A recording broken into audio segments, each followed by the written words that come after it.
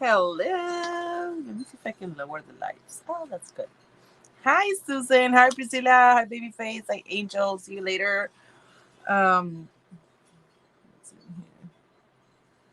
I try to cover my grays with some spray thingy, but I didn't do a good job at it. I don't think.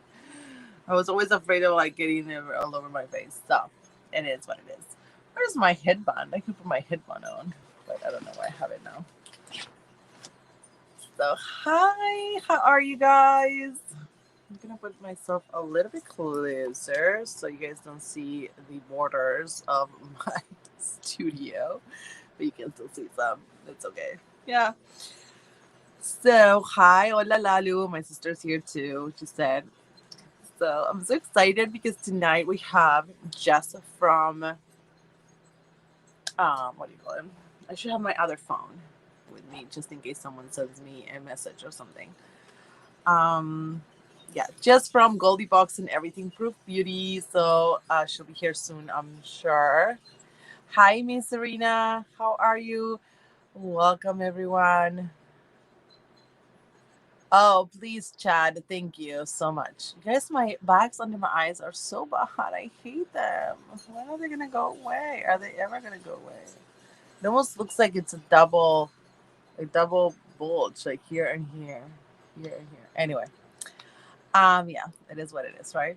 But it almost like I don't. Maybe the lighting too, because I don't notice them when I'm like in the bathroom doing my makeup as much, when I on the videos. Maybe it's the lighting. I don't know. Yes, today is exciting. I've been trying to. Why? Why are you leaving? Okay. Today we've been trying to schedule with Jess for a long time, getting together. But she's been going out in and out of the country, not in and out of the country, sorry, in and out of the state. She traveled a lot. She did like a cross country trip, and oh, okay, you're forgiven. Don't worry. Don't worry. I don't even know if you're real, Chad. To be honest, like, are you a real person or just a bot? Oh yeah, yeah. No worries. No worries. So Jess is she has a channel, Everything Proof Beauty, and then she has the box Goldie Box, which is a pretty new subscription.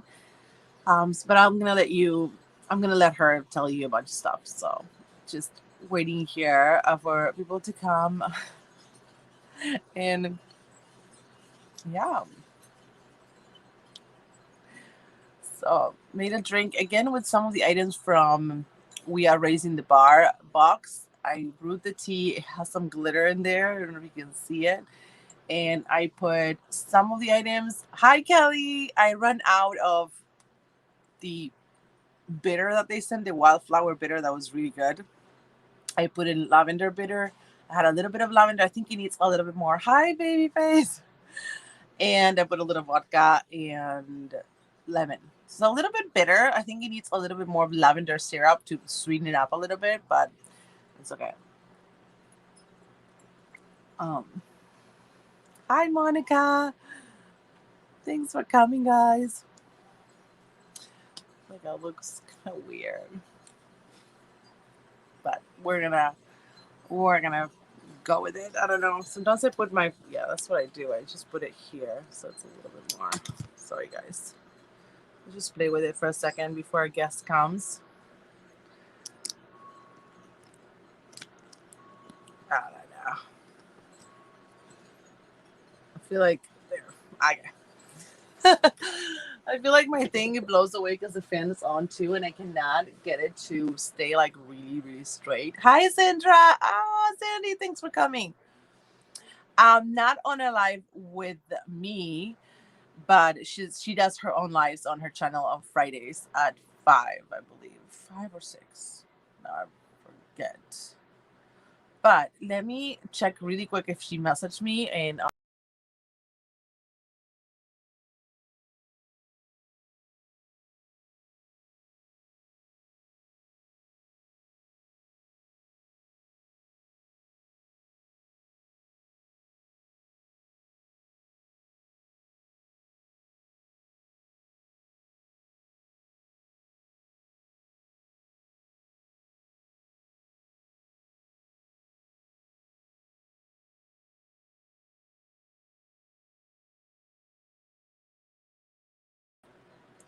Hey, so what happened when I left? Did you guys hear me?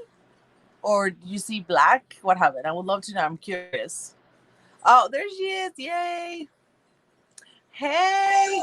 Hi. Do you think that I need to use earbuds? Because it said to use earbuds. Oh, do I have to move myself? Oh, I don't think so. Actually, the sound sounds pretty good because sometimes we get a little bit of um Let me close my office door too, because okay, my dogs no will worries. probably bark. Oh, turn black and silent. Thank you. I just always wonder.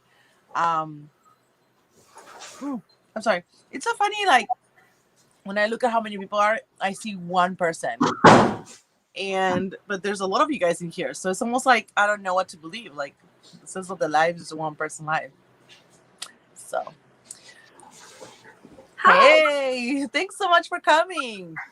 I want to share it to my YouTube. Yes, please. Go ahead. So, I was wondering, like, I went to check if everything was okay. Hey, Gail. Hi, Leah. well, I get off work right at 5, so. Oh, you do? Yeah. Oh, wow. But I was working from home today, so. Yeah. Can you guys hear me? Someone's saying I don't see or hear anything. The screen is black. Maybe that was from a couple. Let me know if you guys can hear now.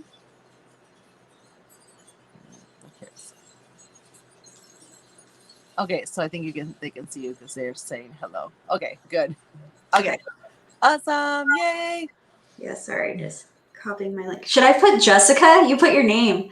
Now I'm like, oh, maybe I should have put my name, not my YouTube channel. Well, I don't see any chat. Oh, it's private chat. I need to switch to comments. Okay. Hi. Now I can see everyone. Oh, good. I'm glad. Yay. Trying to. Okay. I'm glad. This is the way it needs to get to make me like more centered. Better. Cool. Thanks so much for coming. You look so cute. I was making a TikTok, so I straightened my hair. Oh, nice. I haven't straightened my hair in forever because we're going to the pool a lot. Oh, yeah. With the chlorine and the sun, my hair's already kind of like getting really ruined a little bit. Mm-hmm. So I don't want to ruin it more by adding heat. And also, it's kind of useless because I'll go to the pool again, and get it wet. Oh, yeah. Yeah.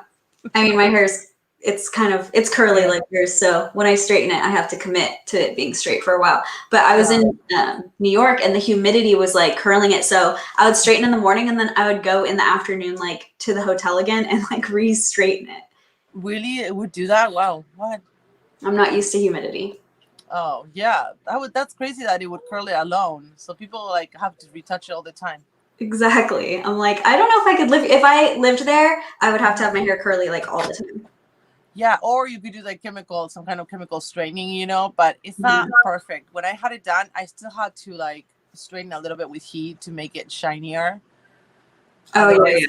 It looked like, I don't know, dull and straight, but not like, like you have it. So I'll say hi to people. Yeah. Yes, please. Hi, Kelly. I'm like, I wonder how many people already know me here, So I know that Leah and maybe Gail, I think Miss Serena too. Mm-hmm. I think a lot of people do know you. But I should share to my Snapchat too, actually. Oh, yeah. Oh, my gosh. I never used Snapchat. I got a new one, so I don't have as many people on it. I deleted my old one because I just had like a bunch of people that I don't talk to anymore. And now I'm trying to rebuild this one with people from my old one, like that I can remember, their screen. Yeah. It's not. And I made a TikTok and now I can't log in for some reason. I don't remember the password and then I try to get in and I just can't. So it almost created a new one. It created a new one by itself. Mm-hmm. I didn't have that many anyway, so I should get kind of familiarized with TikTok because I feel like, well, it's like, the place right now. But also, I don't know. Like, I feel like if I don't get familiar with new apps, then I'm gonna stay behind. Yeah. Like our parents that don't know how to use certain things. I'm already I started TikTok because I wanted to learn Instagram Reels. And then when I started learning Instagram Reels, people were like, you should just do it on TikTok because TikTok's like more advanced than Instagram Reels. Oh. So But I have my following on Instagram, not on Yeah, TikTok. I know. That's the thing. Same And also, way. like, I feel like I can't, I don't know. It's like I can't figure it out, you know? But I feel so old on TikTok. Like I feel I really, know. really old on TikTok Well, because all the other ones that I watch are like I children. know. Hi, Ronnie. There you go. Okay, it's on Snapchat now.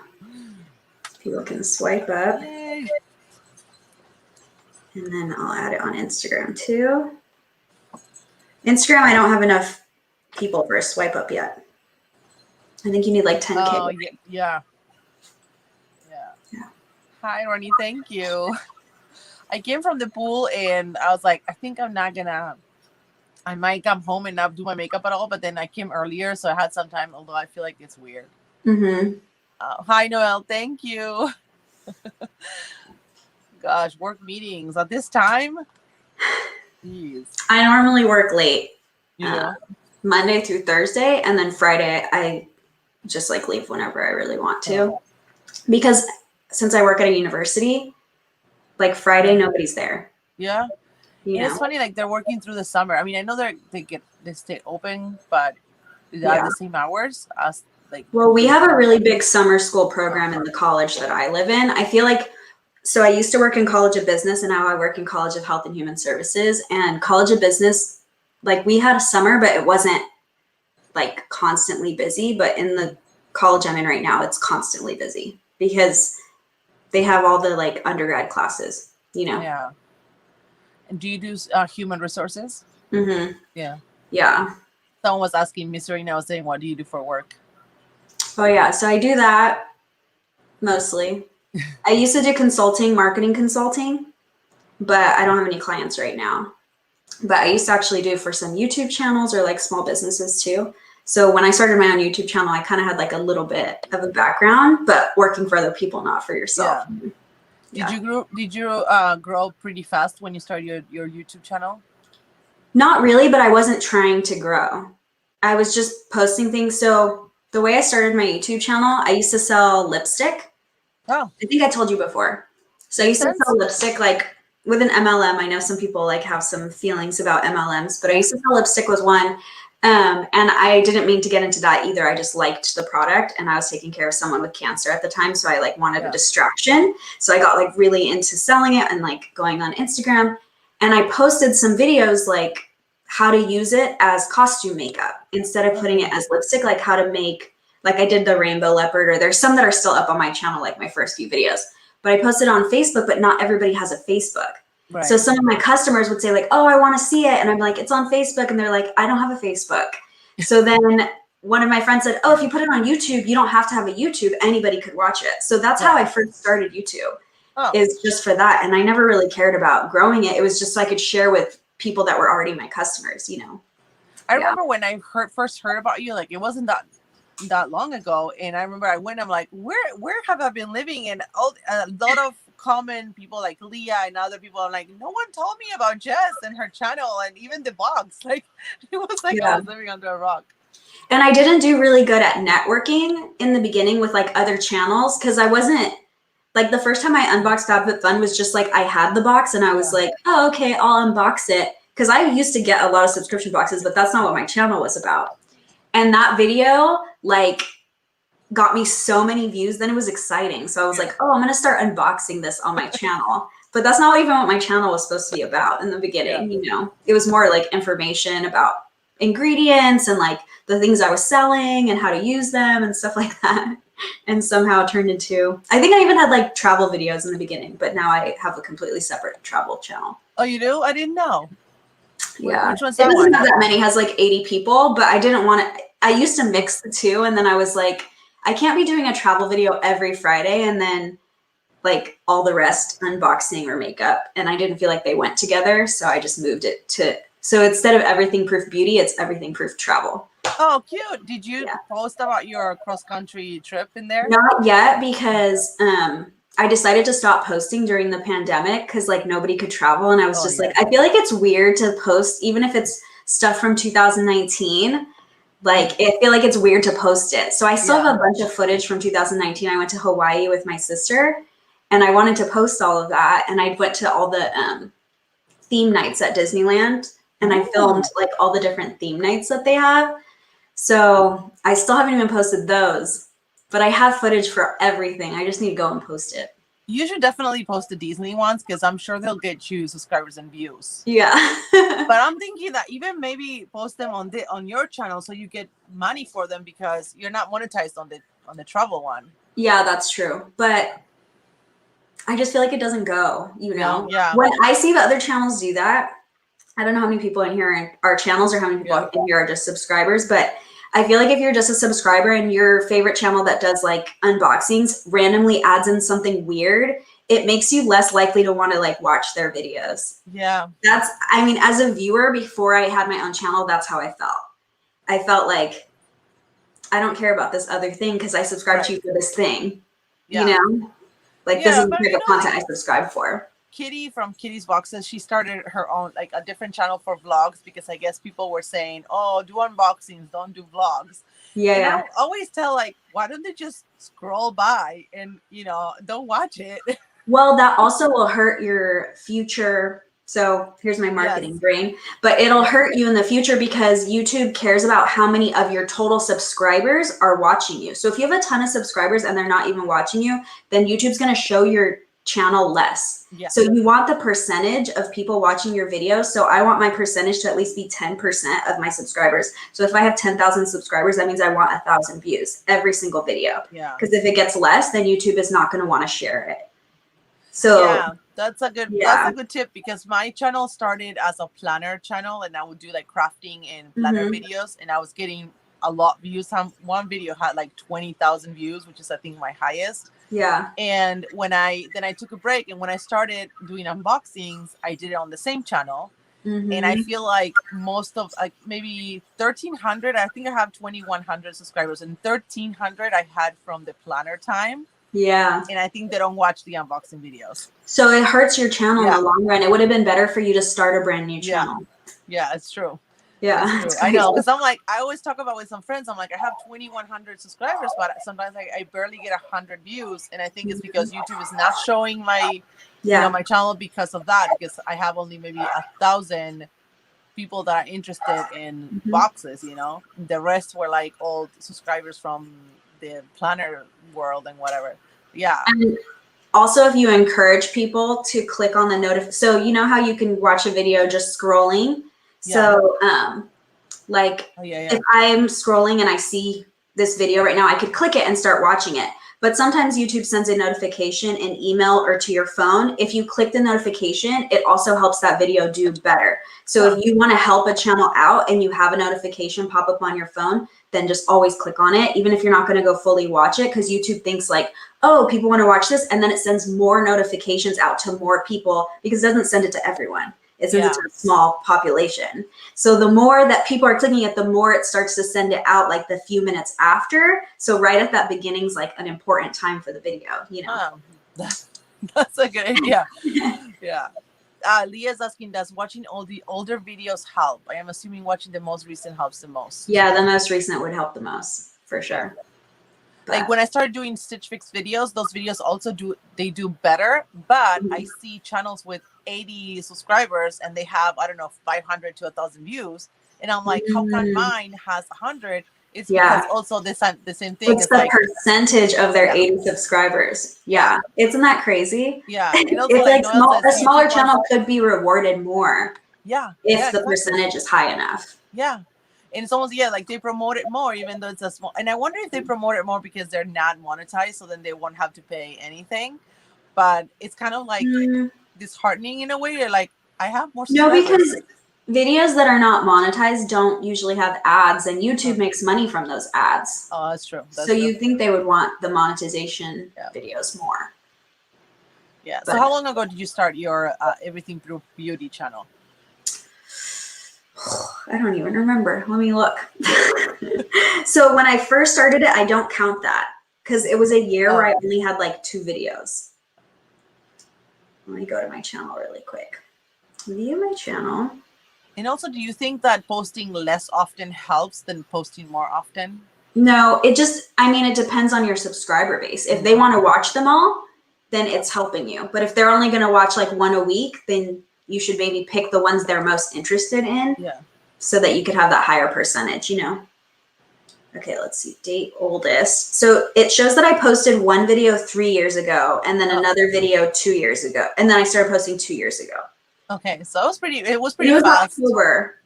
It was October. So I don't know. I think it was October. And also maybe it was the company you were working for, LipSense. Mm-hmm. There was a time where LipSense was like all over, you know, and maybe that's why it got popular too, because people were looking for things. Oh no, it was September. I started posting September 2018. So I guess that's 3 years ago. It just hasn't switched to 3 yet. Yeah. But the first thing I posted was LipSense, and then the third and fourth. But then after that, I started posting other things like packing for a Euro trip in 2 weeks, or like my favorite things, and like New Year's resolutions, like all kinds of other stuff afterwards. So I really didn't post too much about that. Yeah, I definitely think like I love to see the cross country footage of your trip. That was super fun. I actually got a dash cam and recorded just the road too. Like, oh wow. Just me driving, so I could like insert clips of that too. Like I literally was like, I'm gonna turn this into something. It was on my bucket list, so it was important to me too. The thing is, like they take a lot of editing work too. Yeah. That's what sometimes I'm like, oh, I'll do a vlog for like I did 1 week of keto, and I ended up deleting the footage because I was like, this is too much to edit, you know? Yeah. Like a whole week of me like saying, I don't know how people do vlogs. They like vlog their whole life. I'm like, no, there's no way. I want to sit down, have 1 hour of like stuff to crop, and that's it. Yeah. Yeah, definitely. No else says like travel videos seem like so much work. Yeah. They are work. Another thing that I was watching this girl, and she went to Paris and she did a vlog too. And I'm like, if I go to Paris for the first time, I don't want to be filming and worrying about like that kind of stuff. I want to enjoy it, you know? Yeah. I mean, so on my travel channel, and my first ones are really bad because vlogging takes a lot of skill too. Like even just the way you're holding the camera, because it's so shaky, and like walking while I'm like learning so much new stuff from it. And when I was editing those, I started to learn on my future trips, like, here's what's going to be important. Let me just film that tiny piece and then enjoy the rest of my time here. Yeah, because the first ones were in Japan, and it was my first time in Japan. Was the first one in Japan, or did I do any in Europe? I think I just did packing for Europe. I don't think I actually recorded anything I did in Europe. But yeah, my first one was in Japan, and I wanted to enjoy Japan. Like, so my first day I was like filming everything, and then afterwards I figured this is stupid. Like I don't need this much footage of everything. And also, and then my camera was always dying too. Like, that too. Oh my god, and the space, I don't know. It's like I wouldn't want to deal with it. And also like, having to put like, I don't know, do your makeup on a trip. Like maybe I don't want to do my makeup that morning, you know? I just want to get up and go. Yeah. So, yeah. I feel like I always do my makeup no matter what though. I'm like addicted to makeup. Yeah. So it's kind of nice because I like post on my Instagram story a lot, and I post on my Snapchat a lot, and everyone's just like, oh, like I just don't like, sometimes I don't feel like posting because I don't want to do my makeup. I'm like, I'm so addicted to doing it that like I wake up and that's just the first thing, you know? Yeah. So, luckily, because I feel like maybe I would have some of those days too if I never did it, that I would be like, I don't want to post anything today. Like I do feel like it makes me feel so much better when I do my makeup, but you know, some days I'm like, I don't know, I start doing something and I'm like, oh, I should take a picture. Oh, but I look like crap. You know? So I don't do it. No, I was asking if I'm going to vlog when I go home to Argentina. So God willing, if everything's open, we're going in December like 15 to January 15. And I want to vlog, but like Jess said, I think I'm going to vlog little things that are important and interesting things. Like we're gonna stay in a big house with a pool and has like a super big yard and playground for the kids. So I'm probably not gonna film day-to-day things with my family. But maybe if we go to like some touristy places and show that, you know, and stuff like that. But my husband was filming last trip we went to. He was filming all the time, and I would get so annoyed at him because I felt like I had the camera in my face, you know. And I was like, stop filming already. My mom used to film everything growing up, like everything, and it would be annoying to me. But then I went to college and our house burned down, and all the footage, because it was on like tapes, because it was like old, Yeah. all of it was gone. And so now I appreciate it so much that I'm like, I want to film everything because I want this memory, like, and I'm going to make copies and make it digital. And like, it's funny the things that like you don't appreciate as a kid, you know? And now I'm like, oh my gosh, I wish I had some of that stuff. Like when we would go to the snow or something, or like the mountains or something, you know, like I wish I had that. My grandpa used to film everything too with the old, also like the little the Yeah, little cassettes that went inside the big ones. And I think one of my uncles has them, but I don't know. Like I'll probably look into like turning them digital, because we have footage since I was, I don't know. He bought like a film, you know, one of those filming cameras. Maybe I was like 7 or something, but we have a lot of footage, like our school functions and Christmases. So yeah, so it would be nice to like recover that and see it, because it would be super fun. Yeah, I know. And there was like sometimes when my husband was filming that I was arguing with my sisters or something. I'm like, oh my gosh, turn it off, you know. Yeah, that's too funny. So tell us about so when you started, I know that one of the main things or big things that people love about your videos is that you do the FabFitFun spoilers and you bring a lot of research into them.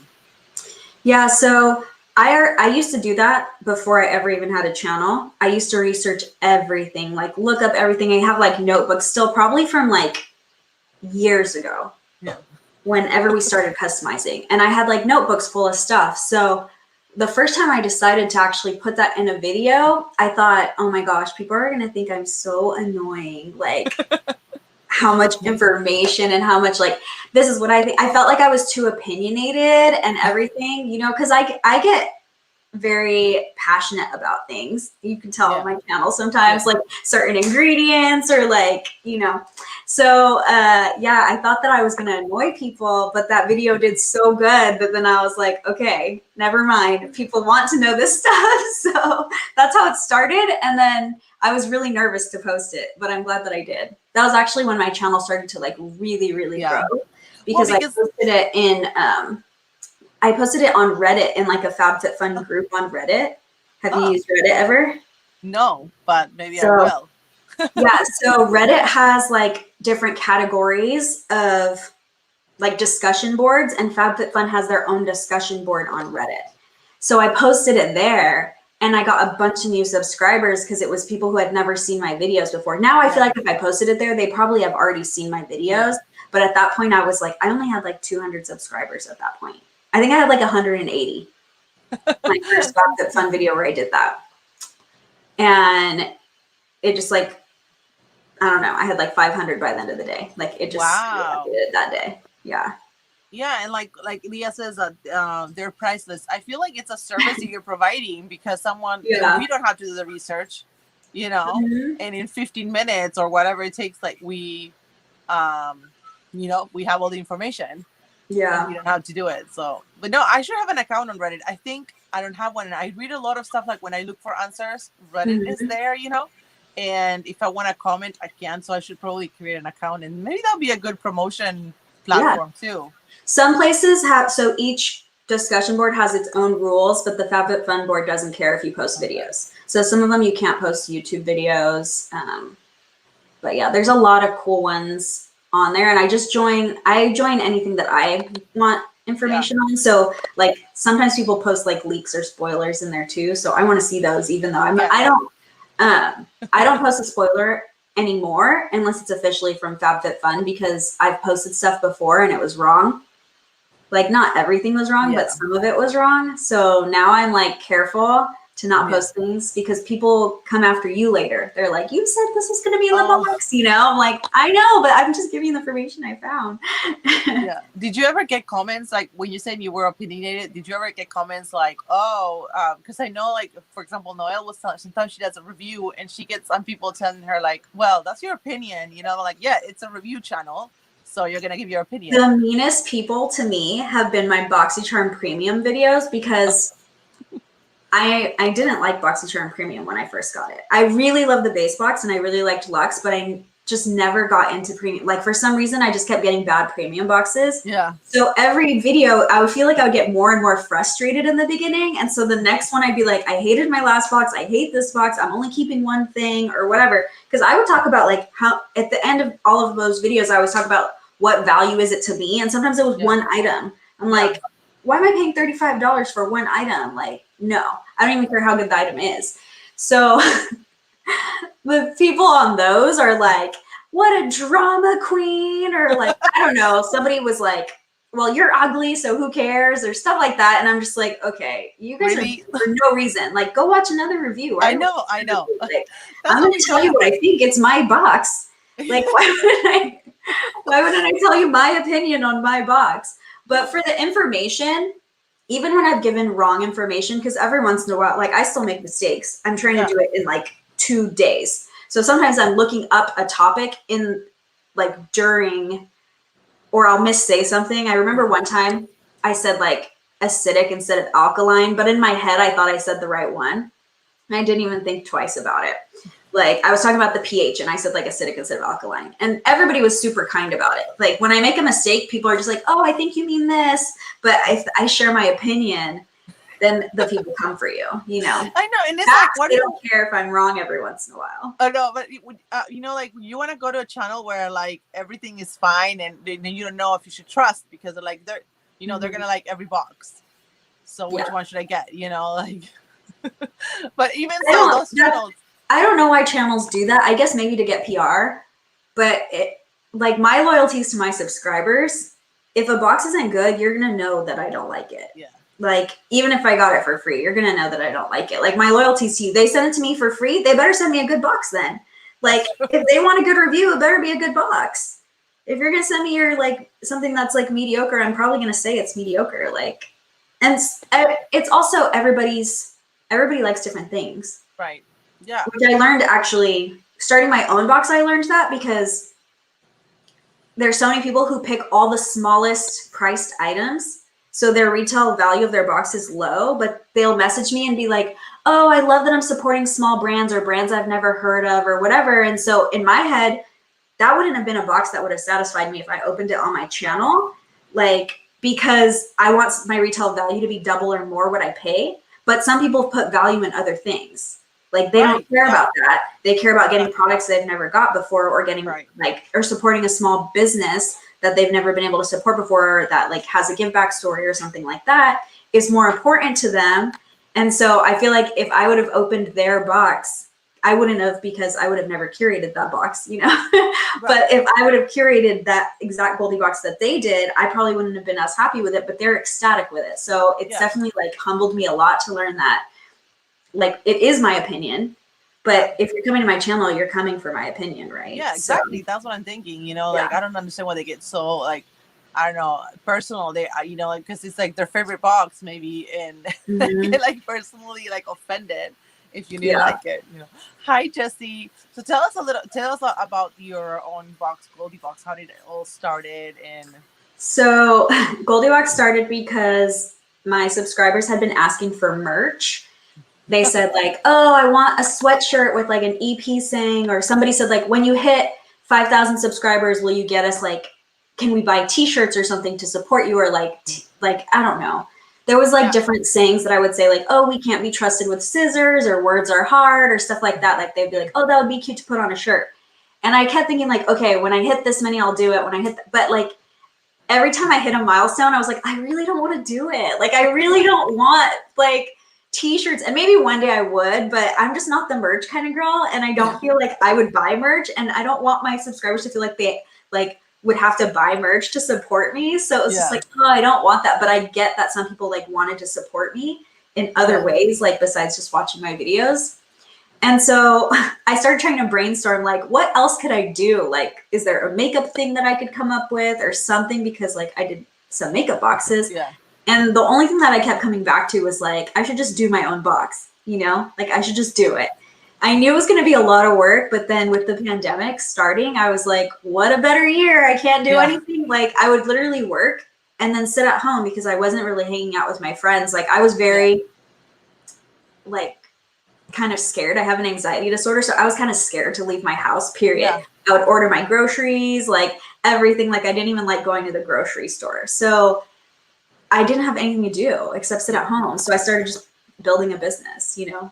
That is awesome. Crazy, but yeah, I'm glad I did it. It's definitely, I don't know. It's hard now because it's actually so successful. It's more successful than I expected it to be. And now I always knew I wanted to go to law school. And now I'm kind of like, oh, if I go to law school, how am I going to run a box? Like, I don't know, you know, like, so now I have a conflict if I want to keep pursuing the box or if I want to go to law school. Yeah. I mean, I have to try to get in first, but yeah, I heard law school you can't even go to the restroom. I heard. so I feel like I would have to, like my sister, she would probably take over Goldie Box for me. Oh, good. And I would probably just hire people to pack it. And I wouldn't be making money off of it. I would just be picking the products, you know, and then be paying other people to run it while I'm in law school, I think. If it stays as successful as it currently is. So my thing is if I hit 1,000 box subscribers, then I'll keep investing in it somewhere or another and just make it work. But if I don't hit 1,000 box subscribers, then maybe I can like let it go if I get into law school in a couple of years. So we'll see. Oh, you could sell it too if you wanted to. Some That's people true. sell. I don't know. I've heard. But it wouldn't. I don't feel like it would be the same because I feel like right now a lot of people that get it because of me. Yes. Yeah. So I don't know. I think it would lose people if I wasn't involved. Because I know a lot of people that are just like, they just want to support me. Like they don't even care what's in the box. I've had people when I'm like, hey, you didn't customize your box. And I email them. They're like, oh yeah, I don't care. Put whatever you want in it, sweetie. Like, oh, so cute. Yeah. But yeah, I have a lot of people that like, the whole point of the box is you get to customize it. Yeah. So I know they're just supporting it just to support something I'm doing, you know? Yeah. And that was one of the main things that you wanted a box that was fully customizable, right? Mm-hmm. Yeah. I hate customization categories because I always only like one. It never fails. I always like one. Even on BoxyCharm now when we have two, there's always one where I'm like, oh, I wish I could pick two from that one and not this every single time. Like every single time. And the FabFitFun, the new customizations, I find that customization 1 and 2 usually are the ones that have the best products. So you want, 2 or 3, so then they make you buy it as an add-on. And I think like that's kind of how they make. And then the 4, I don't know, 5th or 6th are like, I don't want anything. Exactly. So I know. It's almost like you have to get something, and then if you want the rest, you purchase it as an add-on, and it's like, what is the point, you know? Because, my box ends up being ridiculous, like ridiculously priced. Luckily, I do always have like a handful of referrals, like 3 or 4 referrals every time. So that does help me a little bit, but the amount I still spend my own money regularly on FabFitFun. When you do the mystery boxes? Yeah, but those videos pay for themselves. Yeah. Well, they get enough views that it pays for the mystery bundle. The mystery bundle is only $29. So as long as my revenue from the ads is $29, then it's like I broke even. I had fun. Like got to, That's one of the reasons why I haven't gotten them, because I'm like, I will be investing in, buying stuff that I probably don't need, and I don't even know how. And you don't even know what you're gonna get. Yeah. And also, like, I don't know how the video is gonna do. Even my latest FabFitFun didn't do that good, and it was one of the best, like the one that. So it's like one of those things. I'm like, I don't even know if I'm gonna keep getting it. It depends a lot when you get the box too. Yeah, that's true. I used to get my box before I moved to this house. I would be the first person to get my box, like every single time. I would not see other videos out. Noelle said, when are you thinking of going to law school? So I was supposed to take my LSAT in April of 2020, and it got canceled. And then they moved it to digital, where you would take it online and have an online proctor from July of 2020 through February of 2022. So I don't want to take it online because the way that I don't know if anybody in here has taken the LSAT, but the way it goes is you are measured against your peers, and then you get your score based on other people that took the exact same test that you took. And there's just so many more ways for someone to cheat digitally than in like having an actual proctor walking around the room. Yeah. So because I know I wouldn't cheat, I feel like it would make my score lower, knowing that there's going to be some closer to perfect scores if it's online. Like, that's just my opinion. I don't know if maybe they have some way to online proctor it better, but like, I'm not even that intelligent with technology, and I could think of a few ways to cheat. Okay, so I can't imagine someone who's like really good at technology to find a way to cheat with an online like. Yeah, my husband took some online test where I think he had to show the room empty or something. Mm-hmm. But you know, what about like having a book in your lap? How Yeah, can they? or How can having they? like Yeah, a screen share somehow, yeah, or like there's so many ways. yeah. There's so many That's ways weird.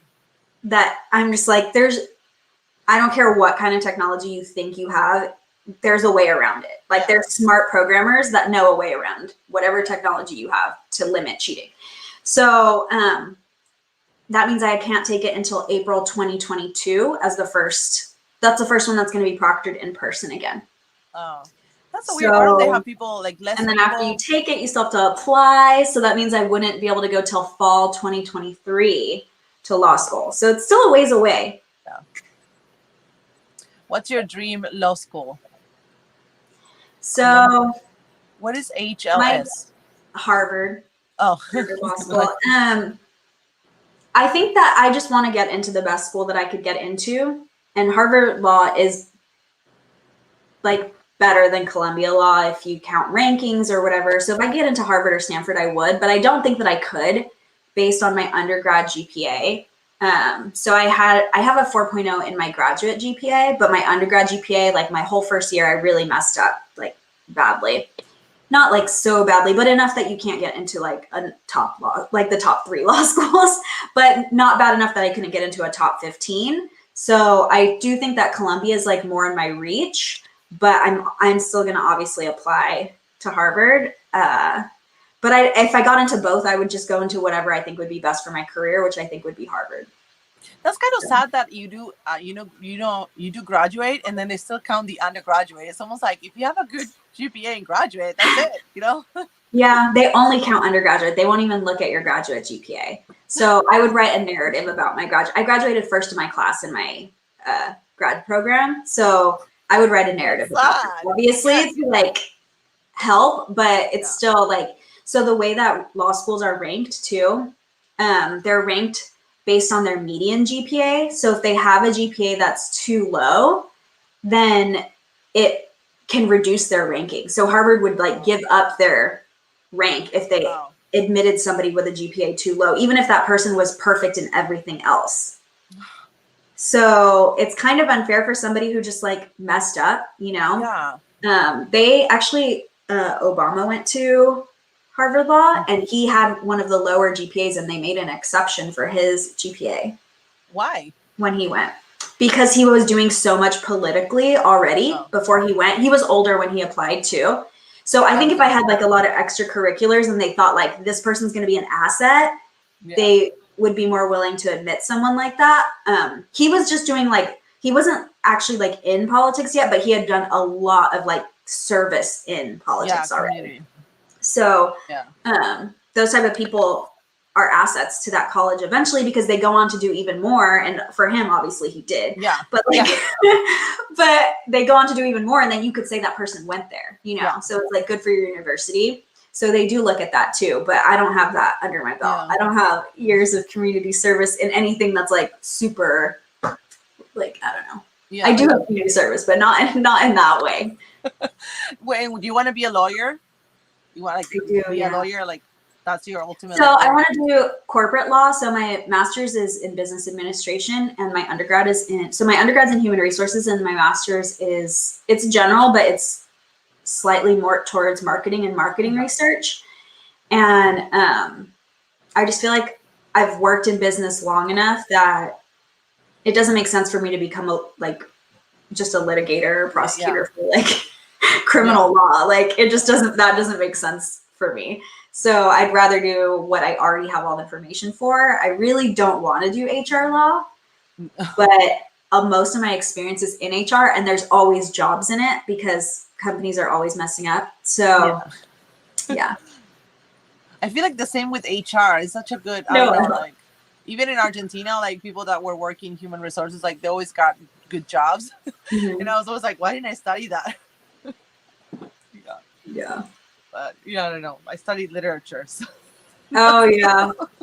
My sister's an English major, and then she got her credentials because she was going to teach, and then she hated teaching. And so I'm like, well, what are you going to do with English now? She's like, I don't know. I'm going to become a photographer. I'm like, I know. It's one of those things where you're like, you have to okay. teach or, get a master's in something maybe Mhm. like more technical or unrelated. Would working as a paralegal help with your law admissions process? It could. They definitely take into consideration M&Ms? like the Say full pencil. picture. There. But On the table, check. Counting. yeah, I don't know that. I only have 2 years to figure that out. Anyways, if I'm going to apply soon. I'm getting old, so I'm not old, but like I'm getting older for going to back to school, I feel like. So I feel like I need to figure it out. You're not that old. I don't give my actual age because I've had a stalker before. So I don't give my like exact location and my exact age, but I'm in my 30s and I feel like yeah. I thought you were 25, 26. Everyone thinks I'm 25. That's a good thing. Yeah. So I'm in my 30s, and that's why I'm like, I'm getting to the point where I need to make some decisions about like forever. Yeah. Yeah, I know what you mean. English, the least lucrative degree ever. Noel.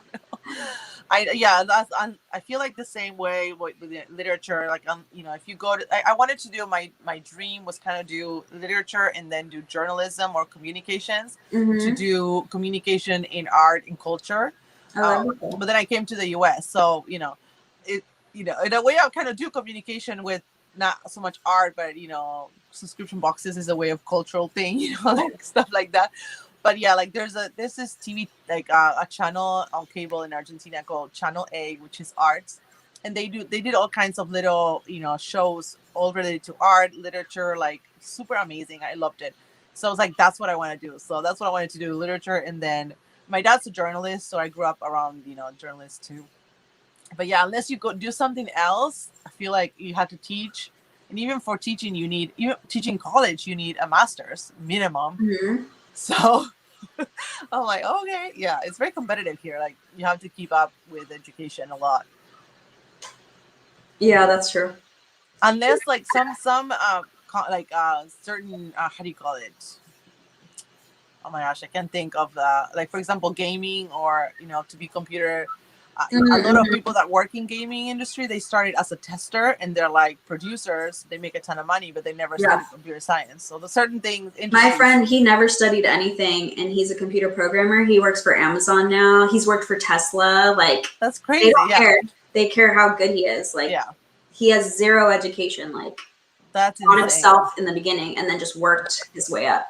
Yeah, that's insane. But it's a good thing. I feel like there has to be a place for that, and there has to be a place for people studying as well. Like Bill Gates, I mean, he quit Harvard, right? Yeah. And he's, sometimes like for certain people, school can be like a very small place in a way. Oh my gosh, I know. Yeah. So I work at a university, and there's a lot of professors too that they quit because they don't want to do the research. They just want to do the teaching. So you have to do both. And in some universities you have to do more research, and then some you have to do more teaching. But no matter what, you pretty much have to do both. Like it's really hard to find a job where you just do the part that you like. And I feel like the ones that are good at teaching are not great at research, and the ones that are good at research are not great at teaching. It's true. So it's kind of annoying. I'm like, why? Why don't you just have separate, like, these do all the research for the department, these do all the teaching, and like are actually good for our students? But no, they make everybody have to split it. Yeah, it's true. Like I had my Greek professor, like he was a genius. Like he graduated from I don't think a university in Germany, like in German, like. But he wasn't that good at teaching. He couldn't, transmit the passion, but he knew a lot. And then you have other teachers that are like having teaching the same thing over and over, and they have their yellow pages and they just read from the pages, and you're like, can you just fax them to me and I'll read them from my bed? I took a social media marketing class, and oh my gosh, it was so bad. The case studies we did were like 10 years old. Like it was so bad. I'm like, social media is the one thing that I would like you to be current about. Like that's the one thing. So yeah. Social media, like, yeah, like, oh, you log in into Messenger. Yeah, it was so bad. Like so bad. Like I wish I could remember one of the case studies, but I can't. But Oh. it was just when you would read it, you'd be like, isn't this business like no longer even a business anymore? You know, it was so bad. Well, I say facts because I started my major in 2004. Mm-hmm. So there were still facts. Hey, there's still facts out there. Like doctor's office, they Yeah, don't that's true. email anything. My work has a fax. Yeah, they're like, They we do. can fax it. I'm like, do you have an email? No. I'm like, who has a fax machine in their house? Yeah. But yeah, like I was like, can we just copy your pages and I can read Oh it in my. my bed with coffee? I had to like take a bus for 1 hour and be at school at 8 in the morning, and sometimes Mm-hmm. the teachers were reading from their pages. I'm like, that's it, Yeah. you know? That's so And funny. there's a lot of things that I learned in college that were useless when I actually worked in HR. Like really useless. So it is what it is. Yeah, But it's like we told our teachers too, was like we're learning a lot of things, and they're like, we are teaching you in a way, like they're teaching us how to learn. They're yeah. not necessarily teaching us everything, like everything there I is. highly recommend college. I think you learn a Yeah, lot of critical thinking and like yeah. also how to think about the world in different ways that you Mhm. like we have really myopic view of just Yeah. life. And then you go to school and you meet people from different cultures and you meet people from different like locations around the country, and I feel like that also Yeah, is a teaching experience in totally. itself. Yeah, I have someone very close to me. I won't say, but we have arguments sometimes because she didn't go to college, and sometimes she kind of says like, "Well, what good was your major? You're a mom now," and Mm-hmm. she's just like, "How many dirty diapers can you change with your major?" Oh But I my feel, god. I know, I would be and, livid. and she didn't go. So it's like she can't. I'm sorry. She sees like, and I get it. Like in Argentina, you could go to college and still drive a taxi. It's hard over there. Like education doesn't mean wealth sometimes, but I Yeah. feel like that, like the cultural wealth and the learning, what you're saying is like invaluable to me. Like I wouldn't change it for the world, you Mm-hmm. know to have gone, even if now I'm like, hey, you never know, like what if my husband dies and I have to go at work, I still have a major to back me up, or something like Mm-hmm. that, like, or the kids go to school and then I'm like, I'm bored. I still actually do translations now. I get Yeah, clients, but I'm like, okay, I want to do something. I'm gonna get a part-time job or something. Like it's always useful. for sure. So That's funny though. I know we get into some arguments still. Like, okay, I'm the first person in my family to go to college, so for me it was like a huge deal for like everyone in my family, my like grandparents, like everybody was there, my aunts, my uncles. So it was like a big deal. Um, that's awesome. and my little sister ended up going to college after me, and she said she wouldn't have gone if I didn't go. So I feel like Oh, even if that's all I changed was like kind of yeah. good for my family. And then you did grad school too, which is like, it's work and I don't know, expensive, I I was guess. just talking about this because my coworker was asking, I was telling her that I was depressed. So like I'm just a very emotional person. So I get depressed for no reason.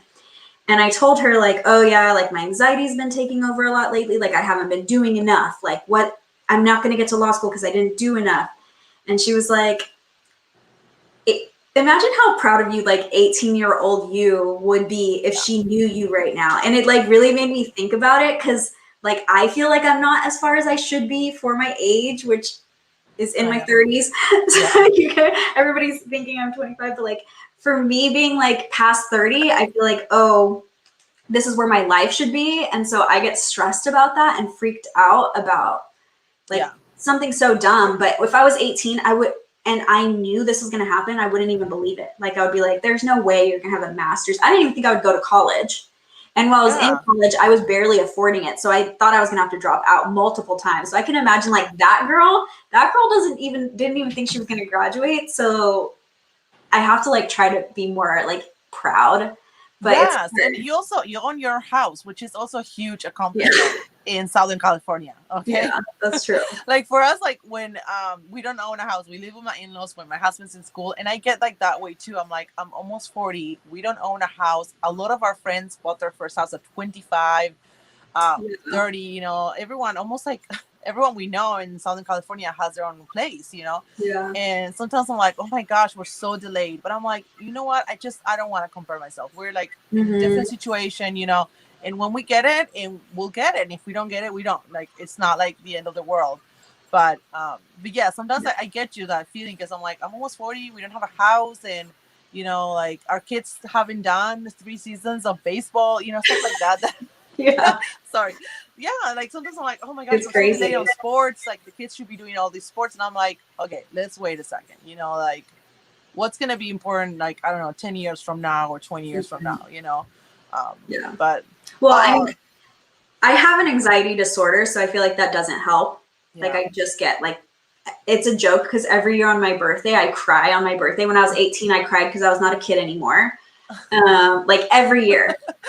And one time I was with someone and he like took me out to dinner and I was sitting there like, I can't believe that I haven't applied to law school yet. I just got out of undergrad and I was going to think of going to law school already. And I was like, I can't believe I haven't gone to law school yet. And I'm sitting there at my birthday dinner. He's next to me and they're coming with a camera to take a picture because they have this like thing of like desserts and I'm bawling. Like I'm not just kind of crying, I'm like bawling, crying, and I'm just like, I'm this age and I don't remember how old I was, probably like 24. I'm like 24 and I'm just like, haven't even done all the things I said I was gonna do. And like, I can't believe I'm turning 24 and I'm bawling. And they're coming and he's like trying to like do a hand signal to them, like, not right now. Like, this is not a good moment. They start singing happy birthday. They like set it down. And so there's a picture of me with like tears streaming down my face and these little like, I tried to find it because today I made a TikTok about like being emotional. And I tried to find this photo because I'm like, that is like so me to a T that it's like kind of sad that I can't even just enjoy my birthday. Like I have to find a reason to be sad on my birthday, like, oh, it's just who I am. I've accepted it. And I have like good days most of the time. yeah. But I get in my own head, like I overthink things too much. My thing, and I still struggle with this, but I was thinking about it today and how a lot of the times I would end up, fighting with my parents or ruining good moments because of this. It's because even as a little girl, I had these high expectations of how life should be. Mm-hmm. And then when it wasn't, I would get mad at everyone. Oh, yeah. So I remember like going to the theater to watch this show, and after I knew that we didn't have that much money, so we couldn't afford a sit down restaurant, right? Like I wanted to go have dinner at a sit down restaurant, but I knew that we didn't have that much money, so we could afford like this pizza place where you ate standing up. And I got so mad that I went outside and I didn't eat. Oh, And I'm thinking, no. I know, and I'm thinking, how silly. Like I knew I Yeah. was like 20 something, 22, maybe 21. Like I already knew our situation. Why did I put myself such high expectation, knowing that I was going to be disappointed, and then I just ruined the moment? And my parents were with my sister inside eating, but I ruined their moment too because even though they were eating, I was outside. Yeah. Like, and it's just so like, and now I feel like I've gotten better at it, but sometimes I do have those high expectations. For example, with my husband, like how he should be, or and how life should be, and then when someone doesn't meet that, I'm like, I get frustrated. So Yeah, I feel like we all have stuff like that, though. yeah, It's that's how what makes us human. yeah, Kelly said that she went to state university and then they had to do a lot of group work, and she said she hated it, but she gets the point of it working together. yeah. The one thing I will say about like group work, you know how like there's always one person who like doesn't do anything or whatever. Yes. That is so real life. That is so real life that now I'm like, that's what it taught me. It taught me to deal with those people that you're still going to have to do all of their work, even in like a real job situation. That still happens. Yeah. That totally. And there's the one that wants to do everything because he doesn't like to delegate or trust that the other person is going to do it. So you almost have like the overachiever, the lazy one, and the two on the side that are like, what can I do? Yeah. Shooting. I know. We have to stop shooting. I know. I feel like, I don't know if it's a city life thing, that we have a lot of window, kind of like we should window shop a lot of people and then we compare. I don't know if it's something like that because, yeah, I don't know. See, for me, I typically, if I see someone else like having their life together or whatever, I'm very proud of them. Like a lot of my friends, say they appreciate that they don't feel I'm competitive with them in like life. But I have like 5-year, 10-year plans, and like I feel for me it's more like when I miss a benchmark, I'm hard on myself. Okay, yeah. Because I feel like that's where I should be. But if I see like my friend the same age as me, like, and married or something, and like I'm not, or like with her life like together, which nobody has their life together anyway. But like if I see that, usually I'm just like so proud for her. You know, like I'm like, dang, she's got it all together. That's great. Like, you know, I never feel like jealousy. Yeah, I don't either. I don't actually. I feel happy for them, and sometimes I would ask, "What did you do?" So I will do it. You know, yeah. Like, it's like, teach me. I'm willing to learn. I'm happy for people, but I think like when I'm alone, then I compare, and not in jealousy, but I'm like, oh, I should, you know, like that stuff, you know, kind of like it just makes you feel bad about yeah. But it's not like I'm jealous. Like I would never want something bad to happen to me. Like I'm happy and you know, stuff like that. But then it's almost like in solitude, I'm like, oh, you know, like what did I do wrong or something like that. Like why did not, you know, but that happens too, like when you're trying to have baby, for example, and maybe some people will get in this, like you're happy for like if you're trying and you don't get pregnant, you're happy for the friend that got pregnant, but then you're brokenhearted inside. Yeah. My friend, she's dealing with that right now because they've been trying for like 2 years.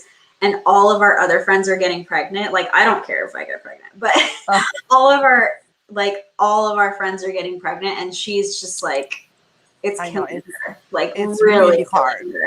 And they've been trying for like 2 years, so it's just like they've done like acupuncture, like everything you can think of doing before actually like paying $20,000 for like whatever that procedure, IVF or whatever stuff you have to do.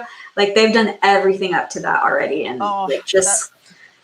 It took us 10 months, so in the big scheme of things, 10 months, it's really nothing because I know people struggle way longer.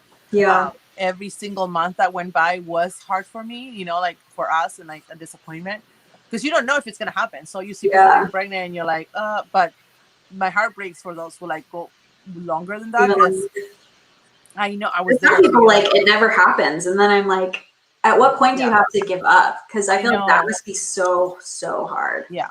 It's, you know what, it's funny because for me, like I was struggling a lot and I made it kind of like my idol in a way, you know, like my one thing, and I kind of had to give it to God. And I said one day, like, if it's your will, it will happen, and if not, teach me to be okay with it. And I feel like shortly after I got pregnant, I kind of had to give it, you know, like give it up to him to say like, there's nothing I can do to control it. I can do so many things.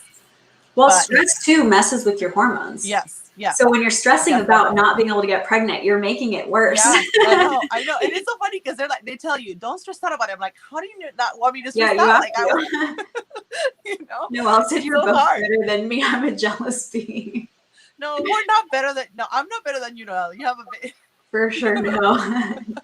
Hard disagree there. I know. No. I think we you know, like different people have, especially on YouTube, like different strengths and you know, things that makes us unique. But it is easy sometimes to see like, why does this person have so many followers? And you know, compare, you know. It's hard for me when I think my content is better than someone else's content and they start growing really fast, and I'm like, wait, what? No. I know. I didn't want to say, like, for example, like, because it's all personal opinion. Like, I'm like, this person's photos are not that good, but they have like 50,000. I know. It's like, but yeah, you don't know. There's so many mysteries, you know. Like, YouTube is a weird thing. Like, that's the thing is you have to kind of just be like, it's just the way YouTube is. Like, sometimes it's not even something you're doing or not doing. I could post the same exact video, like 3 times in a row, and I would get different results every time. Like, it's just a lot of it is actually random. Yeah. There's definitely people that are more skilled than others. I'm not saying that doesn't exist, but there's also a lot. I think like there's a lot of luck involved in YouTube, and just I think so too. Like video taking off, and then that's all it does it. You know? I almost feel like people that start, like you say, I started and I didn't, you know, like I didn't want to grow, whatever. Like that wasn't your goal. It's almost like it works out. Then those who start, like for me, like I literally started. Okay, I wanted to make money, right? Yeah. I think that makes a big difference. I think if you don't care about it, for some reason you do better. I don't know why. Yeah, it's like maybe people see it, you know, like there's something that you can, you know, you transmit. There's like an energy maybe. Like people Yeah. can sense that energy that you want them to subscribe so badly. And they're like, no, I'm good. Yeah. I know exactly. You know, or like people, I don't know, sometimes like we joke around like some YouTubers that don't look at the camera, you know, so then I'm like, maybe I should just start like not looking at the camera. Maybe I'll do better or something like that, you know? Or not make thumbnails and just post, you know, a screenshot of my face. I don't know. Yeah. I mean, it's totally random. And some people just like, it's someone's personality, like someone just finds their personality endearing. And it's just like, I can't be their personality. I have my own personality. Like, for example, every time I battle Catherine, I talk about like how much I love Catherine. Like I really do love her. Like, she's just so easy for me to watch that I wish I could have like her mannerisms and her jokes and like, but I can't be like, there's no way I could be that way. No, and people watch you for you and they watch Catherine for her, you know. And there's people in the comments always that are like, no, I love your personality or I love whatever. And so I'm just like, okay, well, I wouldn't want to watch myself, but as long as you guys want to watch me, I'm completely fine with that. Yeah. Yeah. And your box grew really fast too. Like I think, I don't know if you told me the number or if I'm making it up, but it was like, I don't know. It was a big number, even the first box. Yeah. So I joined this like subscription box entrepreneurs group on Facebook because I wanted to ask a lot of questions. Like I said, I don't do anything unless I like thoroughly research it. So I would meet all these entrepreneurs and I would say like, how many people did you have your first box? Where did you market? How did you market? Blah, blah. And I talked to like easily 20 people. Wow. About their box. And everybody said like, oh, the first box, you're not going to get that many, like 10, 20, 50 maximum. And I was like, oh, okay. I can handle 50. Like that's easy, you know, like that'll be a cute hobby for me. So I only ordered enough supplies for it to be for 50 people. And then I announced it. And on the first day I had over 100. Wow. So then I had to contact all my suppliers the first day of my announcement and ask if I could increase my orders. And some of them said no, because it was also around the holidays. So I needed it delivered in December. And they were like, no, we can't increase your order by that much by December. And like, some of them said, yeah, we can do it, but you have to take these other products. I'm like, I've already spoiled some of the products. Like I can't use a different product when I've already shown this product. It was, I mean, actually every single box I've had a hiccup that has been a little bit of a nightmare. And I'm learning every single box. Like this box, it's been the candle that is supposedly melting to everybody when it gets to everyone. I don't know if anybody's unboxed in here, if your candle was melted or not. Oh no. When you do customization, do you order after customization or before? So I order 50%. I plan for how many total subscribers I want. So that's like my manifestation. Like I want, so for my first box, I only ordered for 50, but then I had to switch it to order for 200 people because there was 200 subscribers. Then I wanted 400 subscribers for spring. So I said, if I hit 400, I'll order 200 of every item. So something can sell out right away. If half the people, like if everybody wants it, it's going to sell out right away. Yeah. Basically. But I can't afford to order after customization because it wouldn't get to me on time. Right. But then you have extra product then. Sometimes.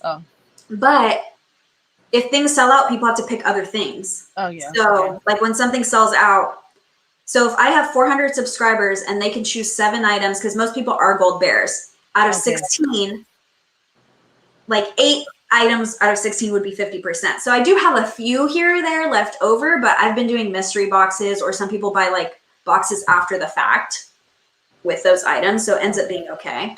But so I set the goal and then I buy for that goal. So for summer, I set the goal to 600 because I was like, okay, I had 200 in winter, 400 in spring, and then I'll do 600 in summer. I'm not even close to 600. Like I'm barely over 400 because a lot of people canceled in the summer too. And people said like, oh, financial, or I'm traveling or whatever, you know?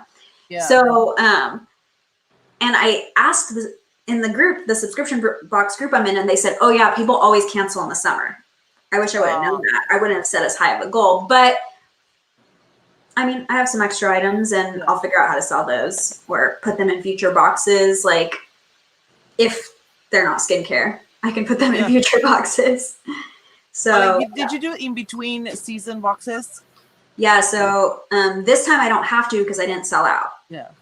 So if I sell out, I do the between box, and it has everything that was in the box before, and then I add new items for anything that sold out. Okay. So I'll find like different things that are comparable. Like if it's a skincare item that sold out, I'll find a new skincare item and I'll put that in, or I'll contact the supplier and see if I can get more. Sometimes I can. But yeah. So guys, there's extra summer boxes in case you there's extra summer boxes. Yeah. Mm-hmm. And I'm even thinking that I might do like a summer, like a deeper sale in the Goldie shop for summer. So right now the items in there are like 20 to 50% off depending what I get them for. But I'm thinking that I can like do a coupon code for the shop for those summer items just so like people buy more of them, So yeah, that's awesome. Yeah. Do you have anything handy from the summer box that you want to show? Ever from the summer box, the one that we already did? I don't. Or if you have any sneak peeks for fall, that would be cool too. I know Stu loves the sneak peeks. It's so hard to sneak peek stuff. Selling yearly. I'm trying to think of it's all in the other room downstairs, I think. I have the bonus item. I have one bonus item here that I don't know what box I'm going to put it in yet, but I can't sneak peek it because I never sneak peek those. Those are surprises until we get them, And I don't know which box it's going to go in. I don't know if I'm going to put it in winter or fall because it doesn't really have like a season feel to it. Oh. So I can put it anywhere. And I'm just trying to figure out like. So was asking if you thought about doing yearly. Is that like yearly subscription? So I wanted to wait till I had a successful first year. So I'm gonna like do all my accounting. I'm profitable. I've been profitable each season. I broke even the first season, but I was profitable in spring, and I'm pretty sure that I just became profitable in summer, even though I haven't sold them all. So that's awesome. I think that I'm gonna have a profitable year. If I do have a profitable year, like I don't completely screw up fall, then next year I'll open up annuals. Yeah, because that would also give you like that guarantee of like summer being at least the same as fall. Yeah. If not more, right? Because unless people can skip, I don't know how that works. I probably wouldn't. If I did annual, I probably wouldn't let people skip just because the whole point of me giving you something extra for annual is for that for me. Oh yeah. Of having that like peace of mind. But I think most people like people can cancel and add subscriptions at any time. Yeah. I don't lock anyone into anything like for a subscription. So people can skip anytime. They can upgrade, downgrade. Like if you're gold and then you're like, I don't like anything this season, I want to be bronze. Several people did that, or several people upgraded because they wanted the sunglasses. So that's something that I hate about other subscription boxes, that you can't like upgrade and downgrade whenever you want for certain things, So yeah, that's why I'm just like, I want that option for everyone. I want people to be able to like make it just right every single season. Like some seasons are going to be more exciting than others. So I want people to always have those options. No, says it's nice to hear. Oh yeah. You're reading, like she's saying it's shocking how sometimes our owners get into it and don't know what they're doing. Yeah. That would be me, for example. If I started a box, I would probably do a lot of research too, but my first impulse would be like, let's start it. But then because I've worked with so many and I've seen that, I'm like, this is like, it's not what it seems, it's probably like a lot of work. And there was a box it's more work than I thought. And I felt like I knew a lot going into it. I felt like I did a lot of research going into it. And like I said, I've had a hiccup every single box so far. So my first box was that I didn't order enough and things sold out. And then people went crazy about the things selling out. And then the way that I did customization the first box was unfair to people ordering 7 items. Because if you were a bronze bear and you only ordered 3 items, you picked your 3 and clicked and you were out of the questionnaire right away. And it saved your stuff. If you were ordering 7 items, it would go page by page, each one that you were ordering. So it took you longer to answer the questionnaire. And so things sold out from your first selection before you even finished the survey. Oh, no. So then I was like, this isn't fair. Those people are paying more for their box and things are selling out. So I had to customize twice. Oh my because gosh. I was like, I don't feel like this is fair, and I couldn't live with myself. I almost was crying, I'm pretty sure. I posted a video and I sent it only to subscribers. I made it a private video. Yeah. Apologizing and saying like, I don't feel right about this. But I was like teary-eyed at least. I don't remember if I was crying, but I cry easily, okay? I've already talked to you guys about like my emotionless. I literally like, I found out that bees die when they impregnate the female bee. The male bee dies, and I started crying because baby bees will never get to meet their father. Like that's That is sad. I didn't know crazy that. I That's cry so about sad. stuff. Okay, I'm like, this is obviously something that like is naturally designed this way, and that still made me cry. So it's very easy to make me cry. But I think the butterfly. Oh, sorry. I was very upset about that first thing. Yeah. And the next box. Oh, and then I had ordered the game, and I didn't order samples in the beginning. I just ordered things that I knew I liked, or from companies like that I knew that I liked. So I contacted them. I want 50. I want this, like whatever. And when I got the game, it was too big for all my box sizes. Oh, no. So I was like, if I put this game in a gold box, I can't fit the other 6 items now. So I had to ship some of the games separately. So I paid double shipping on some boxes. Then this is just like the first box had so many things wrong with it. Then I got a shipment of these. I'll grab it because I have it right here. Okay. Wasn't there sometimes some boxes what they do, and I know it's late now, but maybe for the future, is that they have their customized box, and then if they have an item that is bigger, they put the item outside, and then they use like a mailer, a poly mailer. Yeah, I could do that. Yeah, I could do that. I did do that for some of them, but for the 2-day shipping, so I offer 2-day shipping. Oh. Great. It has to be a specific box size to send it 2-day shipping. So for those, I had to pay double. Yeah. Oh. So this product came this way. This product came, and the last shipment, the last huge box they sent me, all of them leaked. They were all damaged. No. So I contacted them. Hey, my people are like everyone had already customized. So I contacted them. I need X amount of these. I don't remember how many they were. And they were like, we're sold out of that. We don't make that anymore. So they gave me these, which are actually better because you're getting more, like the bigger ones. This is what's left. There's literally, these are the last 3 left. There's nothing else left. But how many are they inside? Huh? Because I saw five different ones. Yeah, so those are the facial cleansers, like trial kit, so you could try all 5 of them. Yeah. This one is like one large one, but the retail value of this is more than that. Okay. And if you know what your skincare type is, you would want this anyway, right? Yeah. So they sent these. They said, "Oh, we can send you these. They're more wholesale, so we're giving you more than what was damaged." So I'm like, okay, I understand that, but I already promised this set to people. So now how am I going to fix this? Oh, luckily, we were recustomizing. I think I will go. That's why they changed so then I added them to the drop-down menu. I added these things in the drop-down menu, and then people had to choose one, and they could choose full size or small size, or they also had sent me sheet masks, which were also like similar retail value to the 5 set. It was like a 5 set of sheet masks, but I'm like, a sheet mask is not the same as a cleanser trial.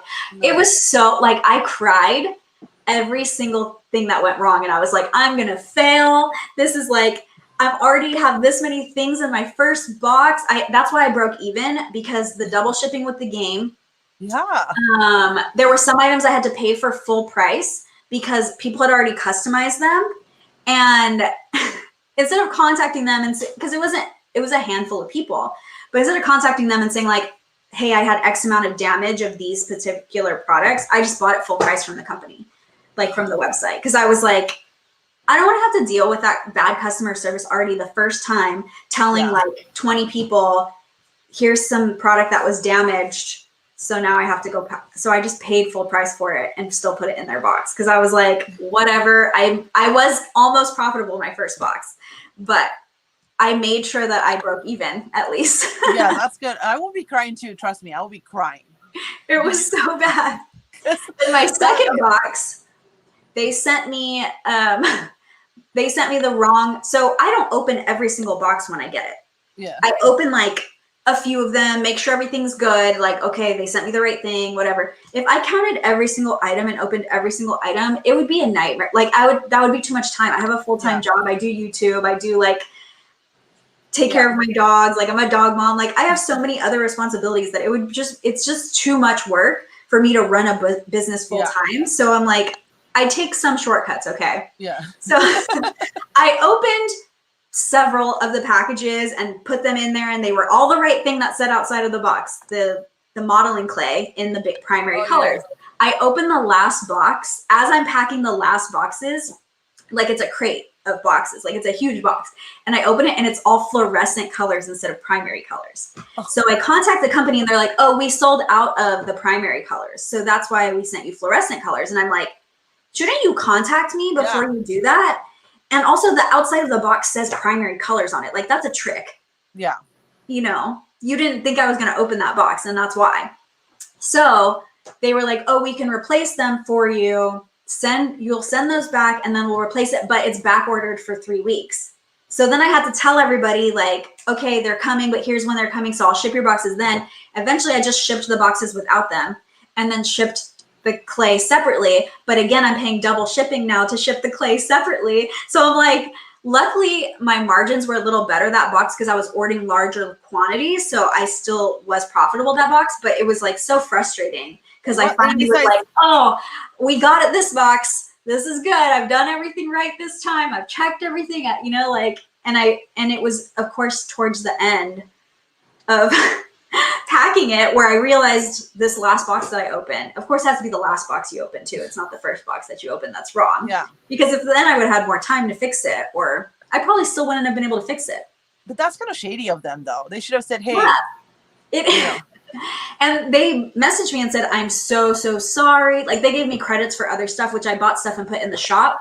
So I was able to like make some of the money from the shipping by selling, like there's like a finger paint set. I don't remember what else they sent me, but they sent me a few other like items basically for free because I had like credits with them. So it wasn't like completely, but they should have put it in a box with fluorescent on the outside. So then I could see the box and think like, wait, I didn't order that. Yeah. And they hadn't changed anything on my invoice. Like the invoice just said like 27 boxes of this thing, of this colors, like. Yeah. Not, are you going to work with them again? Would you work with them again or no? I kind of would. For the right item, I probably would, because they give back to local schools in San Diego, and like I really like their story. Like I don't know if they made a mistake more than once, I probably wouldn't, but like something like that, I'm like, I don't know. Because even like the guy who contacted me, he's like, we're supposed to contact you whenever we make a change. I don't know why they didn't contact you or anything. So like maybe he was telling the truth. Maybe it was a floor guy, just like, oh, just send this one. They'll be fine. Like, you know, it's probably going to a school. Like, it's fine. You know, he probably didn't know. I mean, they should, but. Yeah. I wouldn't have minded a fluorescent modeling clay. Yeah. So, and I did send an email out and said like, oh, here's the options. I can give you fluorescent. You can wait till the primary comes in, or I can give you another item. You could choose something that's still left. Yeah. And there were people that said they wanted fluorescent, and I sent the fluorescent, but then the company was like, send us back what you haven't done yet. So I sent it back. So then some people responded and it was too late. So I was like, sorry, you have to wait for the primary that's coming in 3 weeks now. Cause like, yeah, they didn't respond fast enough, but it wasn't that many people that were affected, luckily. Yeah. I think someone said they were still waiting for theirs though, because I just got an email like, oh, I never got my replacement. So I have to go check on that too. Oh. The amount of emails I have is also kind of insane. Yeah, and so I also thought this time I wasn't going to have a problem. And now the candle's melting on its way to people. And I should have known about this because my first men's box had a candle. I might have it up here. I still have one left, carbon fiber. So it had like leather, carbon fiber, and barbershop scented candles. And everybody loved those candles that bought the men's box. Like people were messaging me like, oh, my husband loves the leather candle, or like whatever, like this is his favorite item. So I was like, oh, I didn't know men would even care that much about like these cool scented candles, but okay. So I contacted the company because I was like, do you have any new scents for summer so that I can send it out in the summer's men's box? Because everybody liked it in the winter men's box. And they were like, we don't send our candles in the summer because they can melt. And they're also a soy candle, and the candle that I got is a soy candle. So I have a feeling that has to do with soy candles. Yeah, maybe. Because the coconut wax candles that I got were fine too. And I've purchased like, you know, bad wax candles like paraffin and like waxes that I don't normally want burning in my house anyways, but I've purchased those in the summer and not had a problem them shipping to me. But this one, like, a bunch of them melted during shipping, and like the wick slips into the candle because the wick's already like, it's not super short, but it's short enough that it just could slip in, just because it's moving, and like as it's in the box, depending which way the candle's sitting, you know, it can slide either way, and then it hardens once it gets into your house, and once it gets to like the place wherever they're now delivering it, and find it again. I had that like nightmare. And so now I'm fixing the candle nightmare, and I had to decide, did I want people to ship back the candle to me or not? Or just eat the cost of the second candle. But I'm afraid to reship any more in summer. Yeah. Oh my God. So I'm just like, these are things I'm learning. I'm already making notes, like never ship a candle in the summer ever. I don't care what kind of wax it is, just don't, because you never know. And some of you guys live in like Texas, New York, like places where it's like 100 degrees right now. Yeah. So right now I'm chilling. Like, what temperature is it today? Let me check. It's on Nashville. So it's 80 degrees today here. Yeah. It's warm, but like my candle's not melting. But if you live in 100-degree heat and it's sitting on a truck somewhere upside down, yeah, that can melt pretty easy. Florida, people in here, I haven't opened my box yet. Well, Sue, you might have a melted candle, I'm telling you. It didn't melt all over anything. It just gets slippery. And then the wick can slip while the candle's slipping in the container. And so how did Catherine fix it? I haven't watched the video, but I know that she posted a video. Some people were saying. Oh, Catherine did? Yeah. I think Casey did. Oh, Casey. Christina? I thought it was Catherine. I thought it was, when they say Casey, I thought it was Catherine. Yeah. Maybe you can put it in the microwave. I don't know if it's a metal. No, it's metal. Oh, okay. No. You could put it on a wax warmer and fix it, pull the wick while it's like warmed. I used tweezers to pull one out because I had one sent back to me, and I used tweezers. You can also just cut like part of the candle, but the wick stays stuck at the bottom. So you'd have to like, somebody said they use a mail opener and they just scraped around the middle till they got it. Somebody said they held a lighter to it and like held it sideways so the wax would melt until they saw it and then pulled it out. So, I mean, there are ways that it can fix, but I've had that happen to me with a candle where I couldn't find the wick, and then I had to like melt it a little bit or scrape a little bit. So, but it's already like 70 people that I've reported. Oh man. And I still have 60 boxes left to send out, and I'm worried to send those because I'm like, I am checking every candle before I pack it. At first I thought, I had a handful of people say it, and I was like, I opened those. Like, I looked at them, I took photos, I saw the wick, so I was like, maybe there's some bad batches. Yeah. So I went into my garage and I opened all of the packs to see, because here's another situation where I should have just opened every single one, but you know how much time that takes? So I went in there before my trip cross country, I opened every single box, and I found 2 full boxes where it was like that. So I was like, oh, there must be some that were damaged. So then I contacted the supplier. He's like, yeah, we can replace any of them that came to you damaged, but the rest looked fine. So I was like, okay, the rest looked fine. But then I sent one to Vanessa Beauty, and I had checked them before I sent hers. Like, I knew I checked them before I sent her, because I packed hers on the last day before I left. And I was joking because I was like, oh, I could just take this with me to New York. But she lives in New York, you know? And so I knew that I checked that candle, and I knew the wick was fine because I had already separated the ones that were not fine, and hers was melted too. So I was like, it's melting on the way to you guys too. Like, not just on the way to me, it's also melting on the way to you. So then I'm like, now I have 60 more that I'm just going to like cross my fingers that they're going to be okay. I don't even know what to do. There's like nothing I can do. So yeah. Speaking of Vanessa, I'm really surprised that she's not here. She probably that's true. Because she was always telling me, I'll be there when Jess is there. But I guess, like, I don't know, she missed the announcement or something. I know, like, I feel like Thursday, so funny. I was telling my kids, we'll go to the gym.